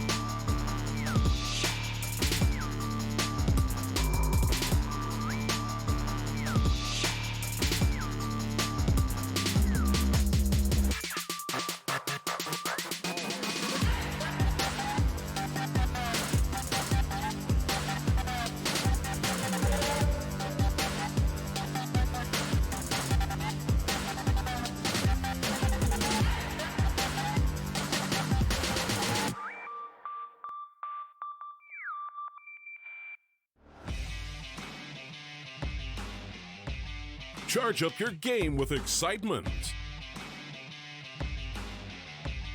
Highest odds on the market.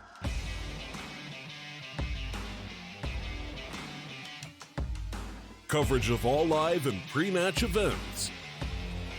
Place your bets with Solid Bookmaker and win with your favorite teams.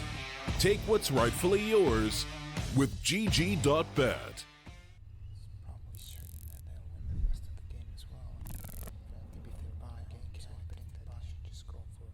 Predict the outcome. Win the game. Get live coverage and schedules for your favorite tournaments. Analyze, predict, and vote to gain points. Compete with other esports fans and climb the leaderboards. Strafe, everything esports. Download now on iOS.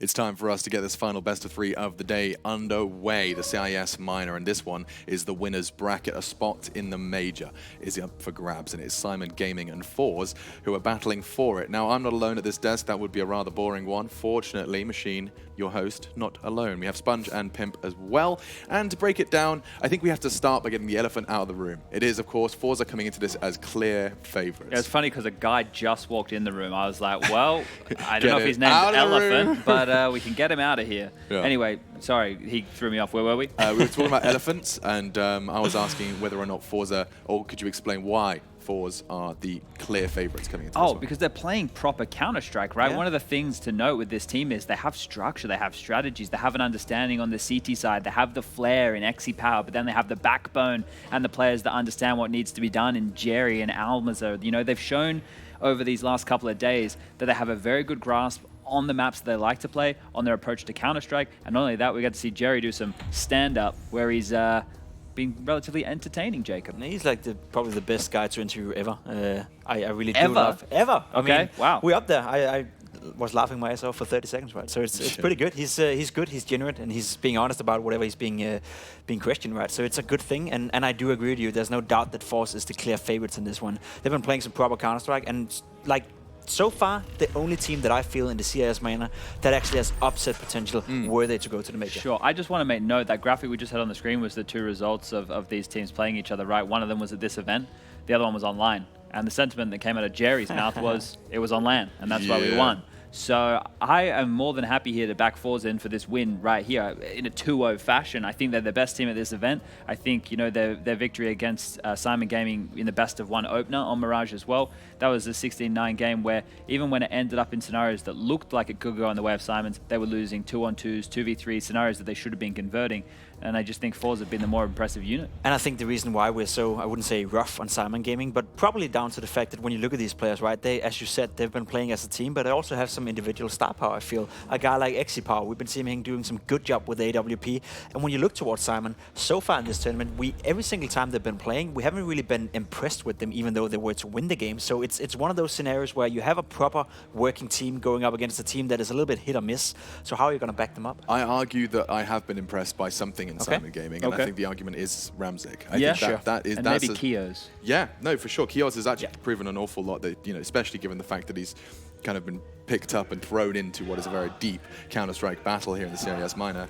Ramzik, though, I mean, that he's a clear talent. He has won them games. He's saved them. Massive clutches. I mean, let's not forget, they wouldn't be in this winner's bracket if it wasn't for Ramzik's clutches on Dust 2. Yeah, and that has to be pointed out, right? He's been an influential factor, but the CT sides have been pretty much abysmal for Syman Gaming. It was only yesterday that there was fleeting moments where it looked better, and some of that had to be done with clutching that you're alluding to.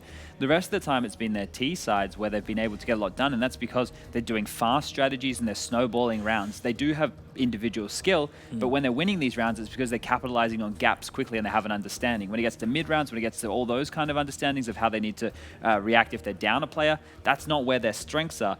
Just quickly, before we move on completely from talking about Forze, something was tweeted out from Striker about the stat lines of Power. Now, his AWP frags, historically on Hedge TV recorded, 5,131, which makes up 71% of the kills that he's gotten recorded playing Counter-Strike. Career statistics. But Alex, the next highest weapon that he has kills with is the bloody P250 with 558. The only other player that I ever remember having stats even remotely resembling that was JDM. And that was back when JDM didn't do any rifling. He just AWP'd, right? Because that's all he could do.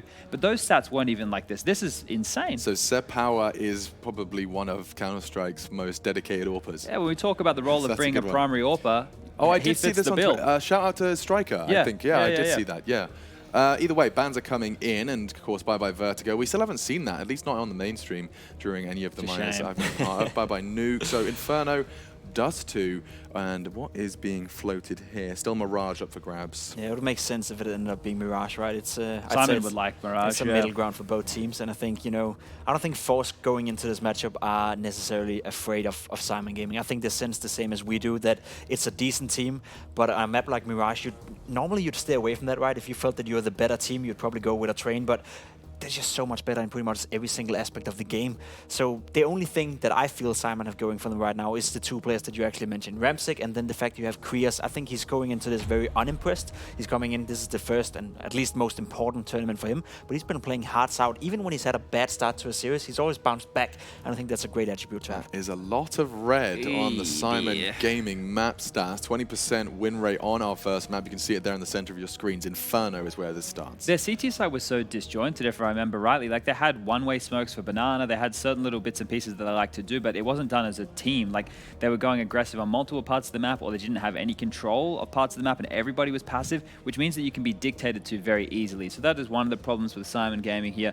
And I believe if they get the choice of side, they should always be choosing to start on the T side. I know it seems like it could be setting a harder level for themselves, but I think that their best bet on a map like this is if they start on the T side and they can build 9-10 rounds, that's a better platform than if they start on the CT side and only get 3 or 4 rounds. Take a look at those odds. It's brought to you by GG Bets. My goodness. Also, apparently, if you use the code CHARGE, you get a 100% bonus on your account. But we're going to be jumping into this one. I can hear the roar of Forze. They have some sort of, I think it's an evil spell that they cast before every game that's worked for them so far. Well, I do agree that Forze is the big favorite here, and I think everything we said so far on this desk has been pointing towards that direction. I don't think it's that clear-cut. I think Syman still has, like, the odds was 1.09 chat, or 88-12. I don't think that's a fair representation. I'd say more like 70-30. I think Syman Gaming have individuals that can potentially take over a game, and I know that Forze is a team that we've been praising for playing some beautiful Counter-Strike, but they don't have a symbol on their team, and they definitely don't have the new symbol chat, so there's still some room to work with. Let's jump in then. It's time for our first map, Inferno. Forze looking to complete the set, dunk it, and get themselves a trip to the major. Syman Gaming stand in their way. Can the underdogs bite back versus Forze? Let's find out with James and Dan. Cheers, Alex. Both these teams fighting for a spot in the major. You don't have to fight for yours. You can just pick up yourself a ticket, or maybe even two. Major.StarLadder.com is where you can do it. You can get a discount for getting 4 days rather than the 2. So have a look and see if you can make it. Germany is an awesome place. I went to see the part of what remains of the Berlin Wall today. Had a look at the Mercedes-Benz arena. There's a Five Guys opposite the arena, which is quite good. Nice. If you're a fan of burgers. Maybe not if you're a vegan. Trojan Horse there as well. But indeed, maybe Syman Gaming can be the Trojan Horse and find a way into the defenses of their opponent, who is a heavy favorite. We've seen an upset already. Will we see another one? The odds were pretty damn crazy for this. I think 6 point something Syman Gaming. It is going to be a tough ask. Forze, I think Forze are somewhat of a mallet in this setup. I think they're a mallet, and Syman Gaming might get squashed. What are you, James? I'm a battering ram for sure. I think everyone's a fan of Jerry, especially Sue. He gave such a great interview the other day. When I say the other day, I mean yesterday. He is the in-game leader of Forze, and by his own admission, I think they didn't expect to be able to perform quite as well as they have been, and he part of the reason he was also saying is because they're a LAN team. They are not onliners. They LAN. They battle and laugh. And they've been proving that here. They've had great results so far. Syman Gaming could be an interesting opponent because I feel like Syman Gaming, they're kind of a bit offbeat in some respects, much like we saw Dream Eaters, which is, I think, the reason why Dream Eaters versus Syman Gaming was absolutely mad. We had a crazy 3-map series at overtimes yesterday with featuring those two teams. But here we go. Forze versus Syman Gaming. Syman Gaming, the underdogs, starting off on the T side. And Jerry will spot a lot of traffic towards this banana position. And Almeza is there to help with these headshots. Oh, he's unlucky. I think he got taken out by a blind player. Perfecto with the multi-kills already. We know he likes to do that, especially with a Krieg. The Glock will be enough for 3K in the pistol round. Face crack starting to move up. Sandcu's there for Neelan. He gets another one. Perfecto gets a 1 versus 1. No fear whatsoever. No waiting for a reload. Just go in there, get the 4th kill immediately. A savage pistol round from Syman Gaming. Yeah, I thought that was going to go the way of Forze, absolutely. It looked so good for them at the start. But Jerry, whiffed a few shots, and that was the opportunity gone. And yeah, Perfecto. What are they? I can never get over his name as well. It's just too good, James. It's too good. Well, we get the force buy for both teams, and the force buys on this map for the CT side is always scary. Exit power. Ooh, see ya. Ow. Nasty. That's Nasty gonna leave stuff. a scab. That was A scab. Not very serious then, is it? That was nasty, man.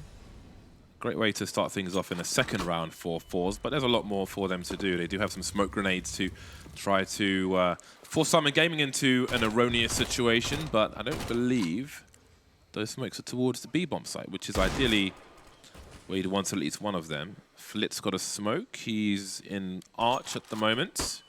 The other one is on Face Crack, and he's over towards a short position. He's used his one somewhere. So let's see what Syman Gaming choose to do. They've moved away from Banana for the time being, and that is the last smoke deployed by the CT side. And it seems they'll quietly reposition. Forze with no information. Jerry will need to get 2 at least with this MP9. Doable. Take 1, fall back down to the first oranges. Although Almeza is there already, but here comes the push. Jerry gets the first one, does fall back down to first oranges. There's number 2. And Almeza, here he goes. He gets himself one as well. That's definitely enough. It's a 3 versus 1 at this point.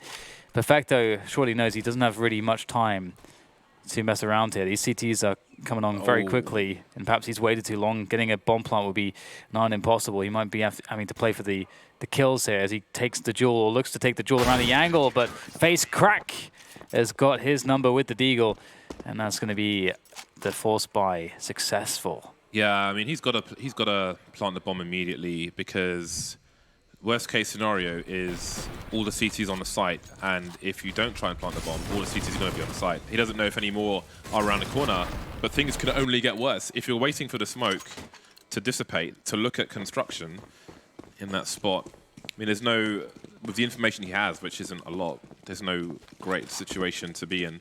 Or, oh, again! My that was even days. worse than the previous one. Oh, Yikes. okay. Through the window. We got vandalism. He's a hoodlum. And he's still got enough HP to continue to peak. Ooh, another one. Oh Three. my god. Oh my days. Why do they keep peeking him? Just leave him alone. Oh my god, he's got 4. Seriously? Hello? Hello? It's just Perfecto He's looking left. for the ace now. He's looking going for for the it, man. ace. But where is this Perfecto guy? Where is he? What is this game? We I don't had know. 4 knife kills and 2 AWPs in the last game. Now we've got 4 headshots with the scout and Power running around looking for a ace, because why not? Yeah, it's not like absolutely. you're playing for a major. Give me the ace, guys. Let's go. Where is this guy? Perfecto is making it quite... He's being stubborn, James. He's being stubborn. I would hope that get out there. Syman Gaming understand that perhaps they shouldn't peak Perfecto. Sorry, they shouldn't peak Power in such a situation, because it doesn't really go well. Is he literally hiding? Well, I guess he is. What else is there to do? He doesn't want to give up the ace. I want Power to push apps and no scope. Well, they're going to let him have the bomb, it seems. Is this deliberate? I don't know. Are they trying to bait him out? Oh, they're running away. They're running away because he's not going to get any. In case he wants to die. That's a good point, actually. Yeah. They're making it harder for him to get that the loss bonus. Oh yes, yes. Let's put maximum punish. Oh, okay. Beautiful stuff. Lovely. I like the presence of mind from Yeah, Forze. yeah, you're right. I love how they're so ready for the replays as soon as the round is over. Bosh, that is beautiful. Just headshots for days. The way he corrected, you've got a player who's about to jump into the pit position. He peeks him, swings out, peeks him, and corrects him while he's about to fall and shoots him in the face. That is no easy task. It's beautiful. I would love to see that. That is devastating. I'd love to see that in the buy round. He's still got that scout, and it's going to be another bunch of pistols to face up against it. I like how he's changed his position, like he's an AWP, he's carrying an AWP, you know. Oh, that HE, my god, that did so much damage.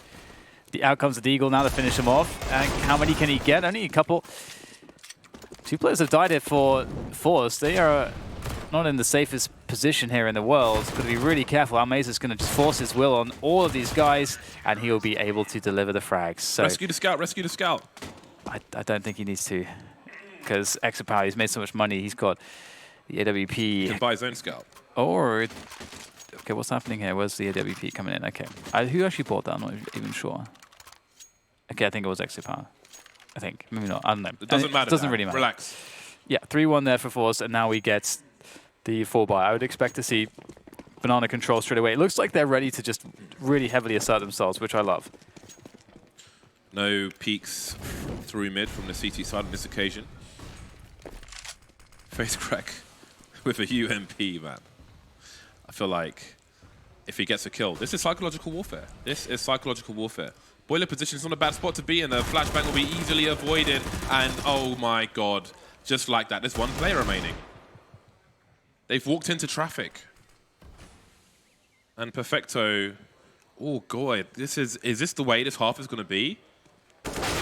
Okay, well, maybe it is. A flying face crack with a headshot. We got 4 head.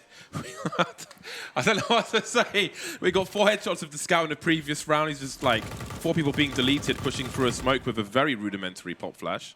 Not really even a pop flash. I'm hoping that the only flash they threw wasn't that one that just bounced off the wall, because there should be somebody bottom mid to throw a proper pop flash if you're going to burst through smoke like that. I didn't see it, but I'm not going to say for sure it wasn't there, but I hope it was there. So all that's happening, and then a jumping headshot from Boiler. It's not a good start for Syman Gaming. No, and I hope it doesn't kind of compound, because sometimes that can happen, where the other players are playing so well, and you just kind of get taken out of the game by that very fact. But yeah, Force's money is out of control. They've got 12K on, what, 11K, 11K, 5K, 7K, 6K. That is pretty strong on the CT side of Inferno. Not much feels better in a game of Counter-Strike than having all that money. So Exipar, is he going to get aggressive here? You know he loves it. He absolutely loves it. This guy is a scumbag, James. He's just going for it. I feel like Toric, there's a fair chance he hears that scope. Yeah. But yeah. I love the scumbaggery. Skullduggery, still peeking the mid position, haven't learned their lesson yet. You can't do it. And they're still peeking. You can see on the radar. They still want to have a look. They just want to continue to challenge. Maybe I respect that, though. They won't be conditioned, but they will be... Yeah, maybe they're in the abattoir, man. They're on the meat hooks. Maybe it's like partly they want to like shut him down. Maybe that's it. Like we want to send a statement that you can't disrespect us, like you can't take us for granted. I'm happy to watch them try. But at the same time, you also run the risk of that compounding. And what if he actually just does own all of you? Then there's a huge issue. He's the god of war. He's Ares. It's like he's just giving him steroids. He's going to grow with power. It's on the HDH. Got that bull testosterone injected into his, where you can pick the place. Isn't normal testosterone good enough? No, you get the bull testosterone going. I've heard good things. It sounds like that would be the knockoff stuff, though. Look, man, you got to take gambles in life sometimes, okay? Got to take a risk to get them Okay, results. well, there are some gambles that I'll take, but not the. Good to know, Dan. bull. Thanks. I'm glad we went all the way through this. One, yeah. Well, they're going to walk into Exipar. He's got the AWP. He is looking good. Oh, Exit power. He is absolutely feeling them it. How much DM has this guy been playing today? Look at the odds. They've I think drastically changed. 9. Dude, I've seen six too earlier, many. I It was 6 point something. That's gone to 9. We are in Germany after all. I've seen so many games change from time to time that I feel like it's worth a punt. But that said, I think Forze are the wrong team to take those punts against. Yeah. Any other team, we've seen so much variance in rounds and so on. But I think Forze, I don't think we're going to see such variance. Exipar will have a smoke behind him. Neelan's going to get tagged, and are they going to re-peek? Where's the flashbang? There's the flashbang, almost connecting. Still not through the choke point just at Syman Gaming, but they may have done the job. Yeah. To get him off the angle. But now do they fear his rotation? In the meantime, we've got shenanigans from Flip, able to survive for now. They've got no one towards Arch though, Forze, but it's not so simple for Syman Gaming to push it. I like how Exipar has been just getting in there, because I think it's really important if you have a star AWPer for him to make plays. I think it's really, really important, and we haven't seen enough of it today. So I'm glad that we're seeing Exipar get in there, even though he didn't get the frags. He's such a presence on the map. That's important. And it looks like they'll go for the... Oh, no! That went very deep. He didn't expect it to be going so deep there. Oh, my God. Oh, my God. No. Say it ain't so. Ramzik will make his way through, though. Perhaps he can make good of this. Really trying to sell this, and they'll just walk straight into him. Shotgun mode comes out, and in the meantime, Syman Gaming are pushing towards the Arch side, and they can wrap into B. The bomb's wrapping. But the bomb's kind of going alone here. So if Jerry's able to actually win this 1v1, that's the bomb on the ground. Oh, this is getting weird now. This is getting real weird. Ramzik has to run towards the bomb, and Jerry's going to hear that movement. That's going to allow Facecrack to make his way up Banana. And now they have position. And now Syman Gaming are committed into B, James. They were in so many advantages, but it's just all falling apart. Facecrack, he's playing this perfectly. There's nothing that they can do. Fecto was top mid while all this madness was going on and the bomb was being dropped. I don't know what I just witnessed. I'm glad you were talking, because I literally had nothing to say. That was so weird, because Syman Gaming has some really good positions. How do you explain that round? So like, one of the weird things is that the bomb is making its way through CT spawn, and it has an accompaniment. But then, I mean, this is just incredible. The bomb was making its way. I can't believe that just happened. Well, you ran into fire. That's what happens when you run into fire. So they took Arch. The bomb is there. I think it was with Kios or something like that, and they were making their way up Arch. And then they went to CT spawn. It looked like they're going for a B split. Everything's great. However, then one of the players just went back to Arch, leaving the bomb alone to go up into the B bomb side. Even though there was still a player in B, which maybe they didn't realize, but then it got real weird. We need a post-it note on that computer. Fire is bad. That's such a weird. Like, I would love to hear the devs talk about that round, just because I can only imagine what they would say. But yeah, 6-1, and this is, oh yes, the run boost. Let's go. Flick has missed, but gotta respect the effort. He's creating space for himself to continue peaking. I love it. And there we go. There we go. I want to challenge XC Power. Well, there we go. I mean, he's got plenty of tickets to give out. He's happy to take these challenges. Yeah, and he's moving around a lot. Like sometimes he's banana, sometimes he's top mid. So he's keeping them guessing. And it's pretty important to just take these plays, make things happen. Because also, as he keeps making it work, he's going to feel more and more powerful over time, and then that's when he starts to really hit the zone. Well, it's a nice frag though, and Arch side will be taken by Syman Gaming. But where do they go? They can't really access the bomb site. They've got the Org, but no Kevlar on any of these players. So look at the money, James. The money on Forze. Everyone has 10K except Almeza. He's on 6K, basically. Oh, all right then. What just happened? I have no idea. What's going on? What is going on? I don't know what's going on. I can't help you. Everyone's losing their minds. Anyway, we're back with the full buy. Ramzik has an AWP. Round number 9, and Forze are showing how strong they are at the moment. 12-3 is XC Power. No respect style, doing very well at the moment. Kills with a HE towards the car position up on the logs. Will be subject to grenades, as well as teammate, but they'll survive for now. Molotov behind the sandbags, flashbang behind the half wall, so many angles will be forced away. It's very easy to drop grenades into that sandbag position. There's a window on the wall. Just, if you're running up the middle of banana, just bounce just to the right of the window, goes right behind sandbags. Oh, wow. What a pick. What a pick. Playing off of the nades. And it's all gone wrong here. Look, just walking into the setup. This is beautiful. There's the punish from Face Crack. And everyone is still alive here for Forze. They haven't taken a lick of damage.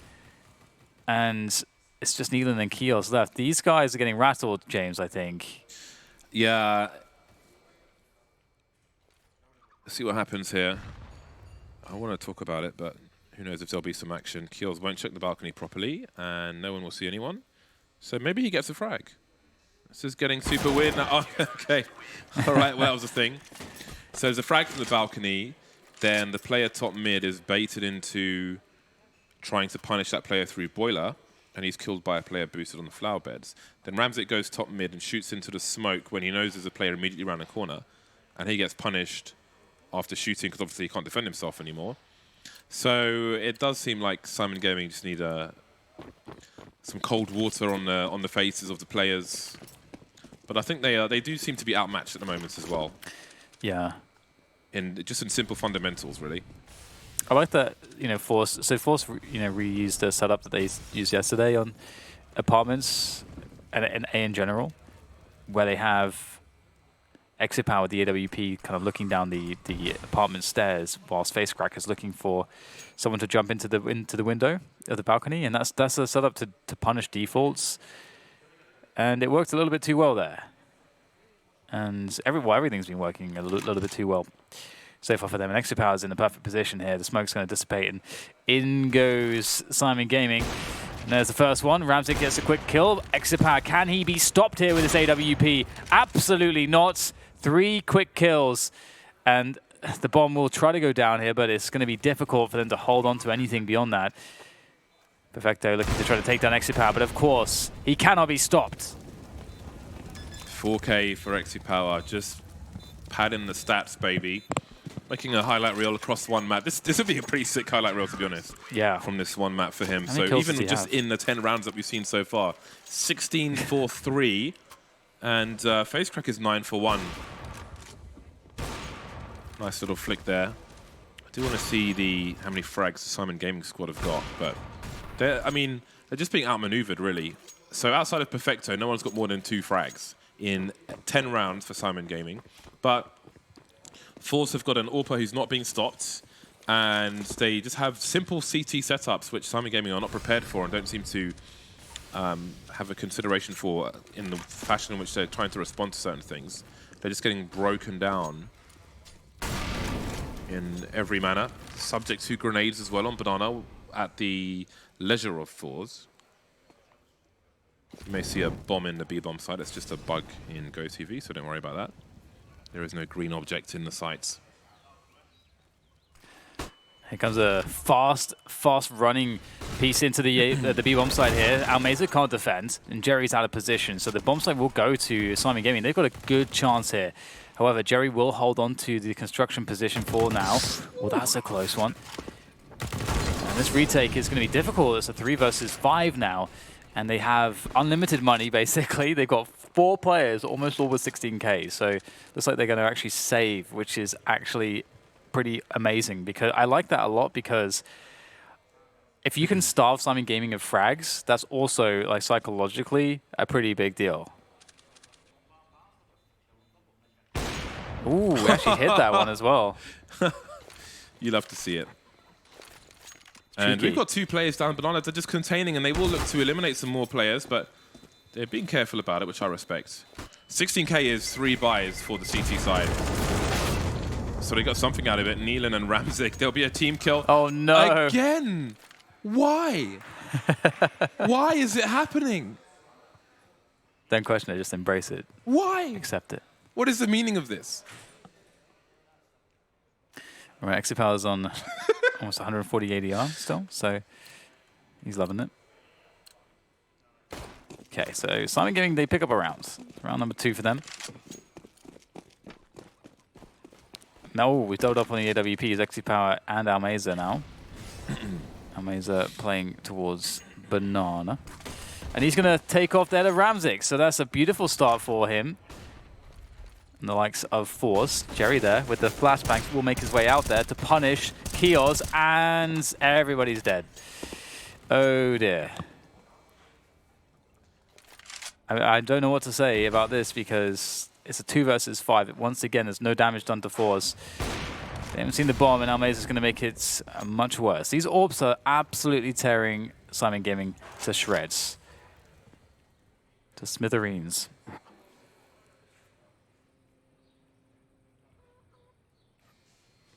Perfecto's face tells the story, Dan. What does the story say? Well, this isn't really happening for us, and there's not much I can do, and don't know what to do, really. I mean, how do you turn things around against a stronger team? Actually, if you look at some of the executes we saw a while ago from North on the T side, they were generally just keep things very basic on the T side and try and just bundle into a bomb site, abuse the numbers advantage, and so on. But the problem here is that Syman Gaming are not being afforded an opportunity to even try to do that, because well, there's no bomb here, so Perfecto, whatever he's going to do here is not really going to have an impact on anything. They were just trying to keep things simple and abuse the numbers towards the site, but Syman Gaming can't, in most cases, take control of Banana without suffering casualties, and Forze haven't been given a reason to, like, not to have an aggressive peak somewhere. So even to try and execute something like that, it's going to be hard. I don't know if they've taken mid away from the CTs on more than one occasion.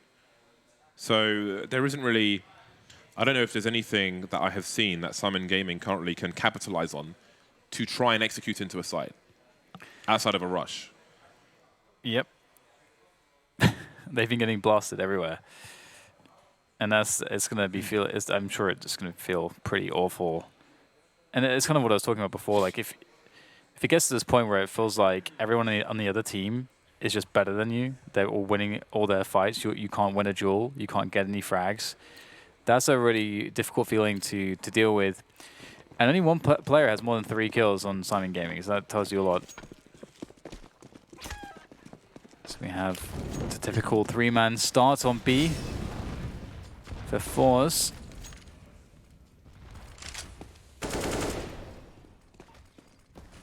Syman Gaming looking to work top mids, change the plan a little bit. How do they deny information, though? Because you can see FaceCrack's not really interested in giving up this position. He's got no support whatsoever from Arch. But this isn't the first time we've seen it play like this. Forze seem to be happy to play too short.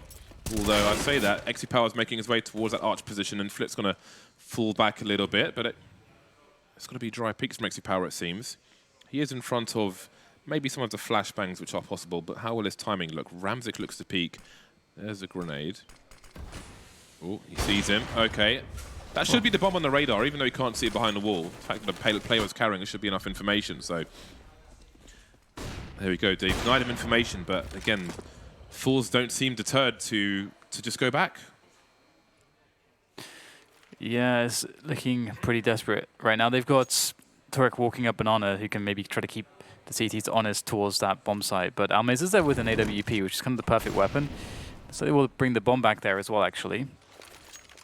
A well-timed smoke from Almeza. That's going to kill enormous amounts of time. If they wait for that, there'll be about 13 seconds left. Oh my god, in goes XyPower through the smoke. And into Almeza, they'll feed as well. It's a crossfire of orbs. And Almeza, and also XyPower will go down. Kios in for the clutch now, 1 versus 2. He has to plant first oranges. He has to get out of there. Will they peek him in time? It looks like they will go for the peek, but he's managed to get position. He wins the first duel, but Flip will trade. And that's another round in the hands of Forze. 11-2.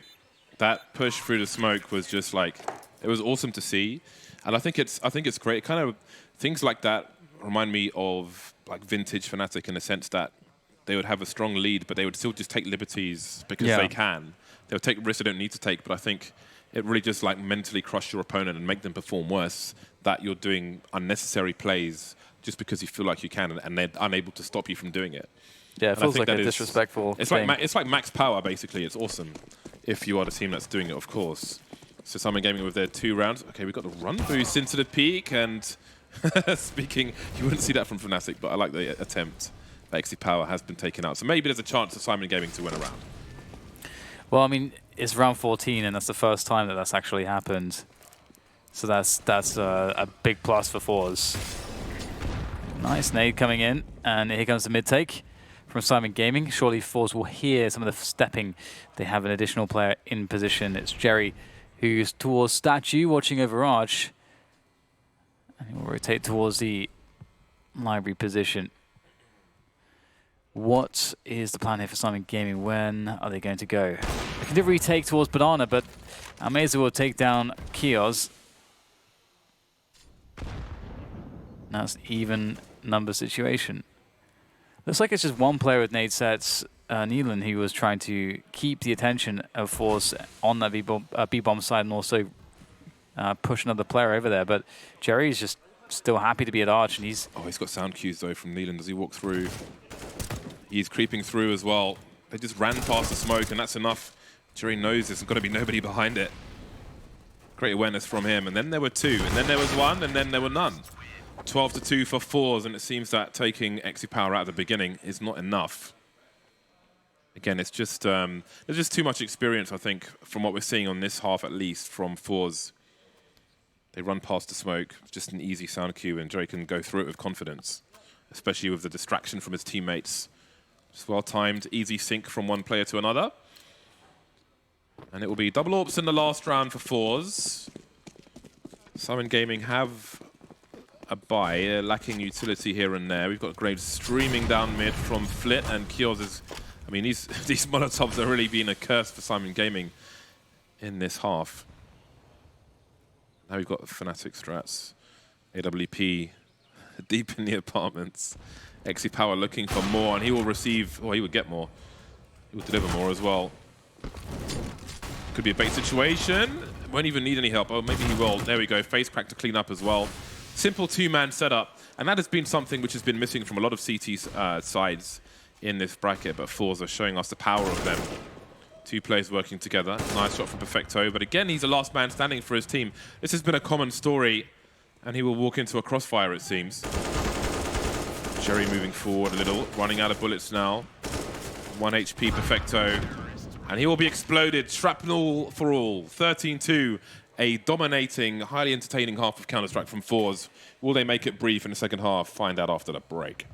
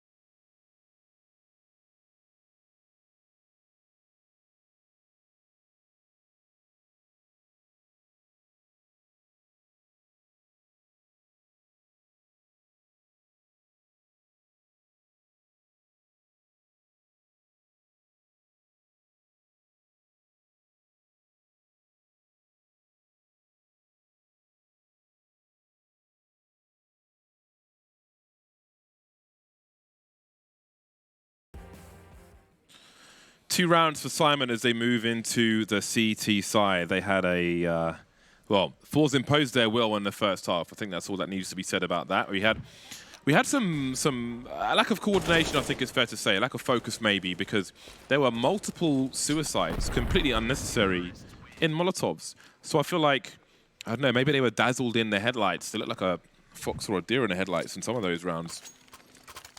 But now comes the pistol. Never mind discussion about the CT side. If they win this pistol, there won't be a CT side, most likely.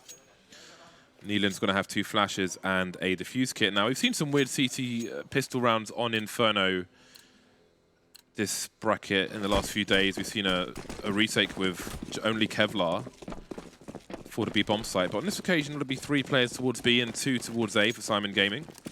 XyPower's got the flashes for his team, and they're going to make an attempt, but CIS is having a really good start on Banana, as is Ramzik with one of the 3 kills. Looking for another one. There'll be an exchange, and maybe there's a path into this B-bomb site. 2 versus 2. CT's on a long rotation. Torix at the bottom of Banana, and Perfecto's making his way towards CT. Bomb being planted on Maze, going towards construction. Now, how do they play the post-plant? They don't know how deep they can go in terms of their positions. Face crack with a little jiggle. He wants to get behind a door maybe, or have some kind of off angle. Wouldn't worry too much about the sandbags. So now he's in a reasonable position, but he continues to push. He's going to see Perfecto's barrel of his gun, but he won't get a kill just yet. 1v1, that's quite nice. And now they can play the bomb plant, play for the beeps. Torix creeping. He's picked up a defuse kit, but I don't know if he can get both of these kills. There will be a much needed trade for Face Crack, from Face Crack rather. And Forze get to 14. Asking a lot of the final CT there, and it wasn't to be on this occasion. So indeed, it might be a brief game of Inferno for all concerned. After 2 of the guys getting a 3K on Banana, Forze still able to overpower them, and now they are far better equipped. But hey, Syman Gaming have got 2 scouts. Maybe they can enact some revenge on the likes of XyPower, who for this run has a Mach 10, CIS and Ramzik with the scouts. There's a grenade, there's another grenade, and there's more damage, so their options may be limited. CIS unable to see anything. His scout goes into the wall, and it will be collected by his teammate. That is a bug you can see on Short on Dust 2 as well, where gun's just stuck halfway into the wall. But anyway, 4 versus 4. Syman Gaming still have position, it seems, at least towards A. And just poking and prodding. XyPower trying to get more information here and fall back, but actually looks like, yeah, indeed, Forze all going towards the B-bomb side. Turek probably going to spot that. So unsure, it seems. Checking apartments as well. Catches XyPower. Very weak. And in comes the push onto the B-bomb side. Nice headshot there from Neelan. Just 2 more players to go. The bomb needs to go down. Not a huge time pressure, but looks like Neelan can't get it done with the spray through the smoke there. Is he going to push this? Just sitting in the smoke on the coffins as Face Crack gets a position towards Banana. And Jerry holds on to the bomb side. There's still a chance here for the likes of Forze to shut this one down, but it's not all that likely. FaceCrack is surely going to have to be the instrumental piece in here in this hold, and he's doing a good job so far. He almost expected at this point, but it will be an unlikely round for Syman Gaming as they can upgrade their weaponry. I thought Jerry was pushing the smoke during the reload to punish the reloader, but he ended up towards the new box, so I guess he didn't go all the way. But there we go, there's a chance. There's a chance, but it's a small one for a comeback, but we won't count anything out. Yes, they got deleted on the T side, but now they're on the CT side, and that might be where their strength is on Inferno, at least in this particular series. So we'll see. We've got a force buy from Forze. Again, they will feel much stronger than their opponent after the momentum from the first half. Had a great use of utility from the previous round. Ramzik won't go all the way. He won't go too deep just yet. XE Power's looking for somebody to offer themselves up into his scout. Oh my God! Okay, I'm done. What in the blazes? Come on. That is not cool, dude. That is not cool. But at least there's a response. XE Power is still alive, though. He always has the same expression on his face, James. Murder. Seems like a good one to have. Good hold from Syman Gaming, though. That crossfire through the smoke at top mid, delivering all the essential kills. Forze trying to abuse the numbers there. I think everybody had a reasonable effort from both sides, but Syman Gaming were able to hold, and they will survive with 4 players. So XE Power will have a highlight kill, but not the round for his team. 1 round in the bag, 1 round at a time. Don't focus on the deficit, just focus on the round in front of you. Flick. No, it wasn't a flick, but it was still nasty. Makes a lot of sense. Ramzik popped out in the nick of time from Arch to hold down the position. That was important. Yeah, and it's going to be a long road to recovery here. It's a full eco for Forze. I wonder if they're going to play it slow or if they're just going to get it over and done with.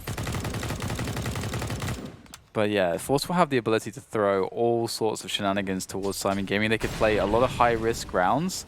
It kind of doesn't matter at this point. It's almost the same principle when you're this far ahead as if you are a match point and are ahead a lot, whereby you only need the 1 round, so you don't have to think about long-term. You just have to think about the 1 round. You know, your economy, the opponent's economy is not as big of a deal.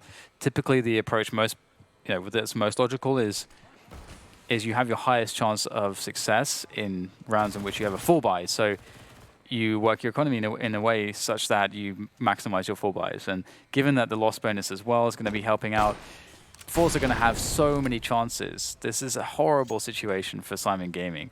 And I do wonder how Forze will decide to treat it. They are playing really slow here right now. They're actually trying to waste as much utility of Syman Gaming as they can.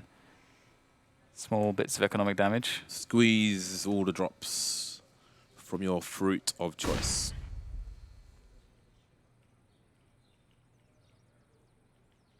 And maybe there's a chance that if they just wait things out, Syman make a mistake, put somebody in the wrong position where they could be abused by the numbers. Speaking of which, Ramzik is going to stand his ground. Good tracking from him, and they won't lose a single player. That's a nice, confident round for Syman Gaming. Forze tried to make it as awkward as possible, and Syman did not put a foot wrong in that respect. Cut everybody to pieces. And now there's another round to focus on. Again, 1 round at a time. Never mind the overall tally. Just focus on the situation at hand. So let's see what Forze have to offer in this round. The scope for FaceCrack. They are very light on utility Forze, but they're big on teamwork. They've got good weapons to work with as well. So they've got mollies towards the top of Banana. They're in a good position to try and stop the CTs getting any aggressive action or holding them from Banana for too long.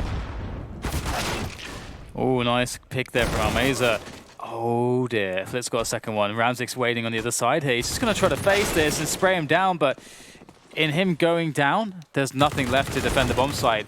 And this round is certainly done. It's just Perfecto left against 4 players and a lost bomb site. And that's going to be enough to get onto map point, game point. Not match point, not just yet. Not series point, not just yet. But this is pretty devastating. Perfecto is always last man standing for his team. But he is playing some luck rolls on the T side, but it's still on the CT side. He is the he's the lonely guy who goes down last for the squad. He's the only person with the memories of what was, and then he's taken out. Unlike Brand Stark, he doesn't get to become king.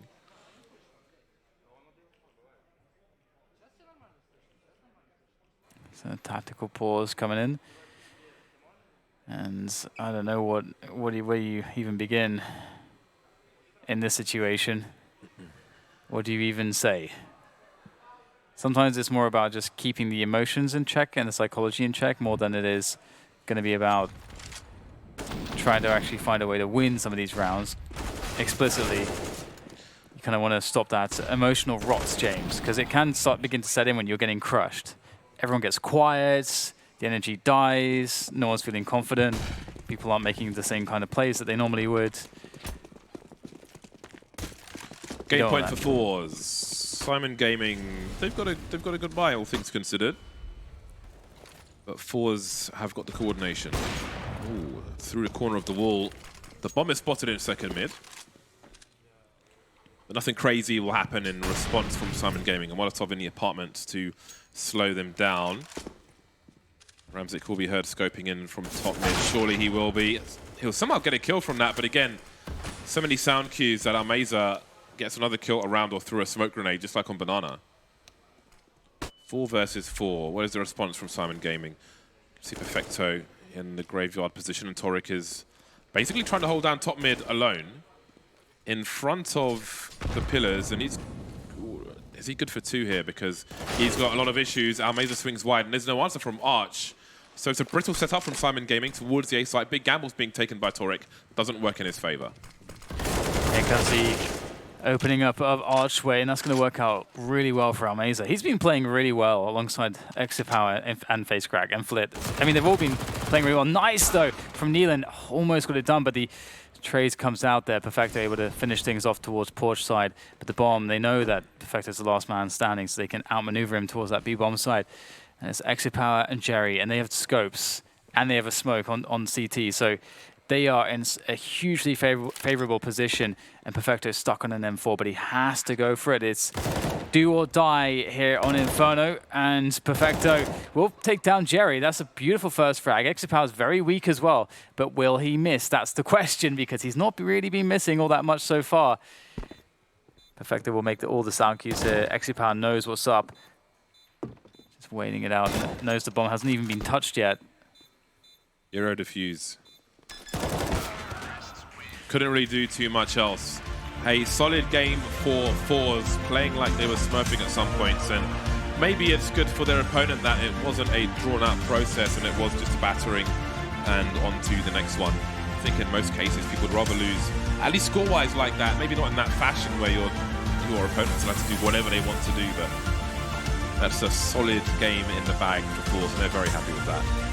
Yeah, absolutely. They looked so dominant and just so strong there. There was no response at all from Syman Gaming. Perhaps, you know, in the next map they can offer up something different than that. But one of the issues was that individually there was like a chasm between these two teams. Yeah. And if you ignore everything else, that already is quite the job to fix. Yeah, even on the T side, I just felt like they didn't really almost win any duels across the map on either side, and that's a huge problem.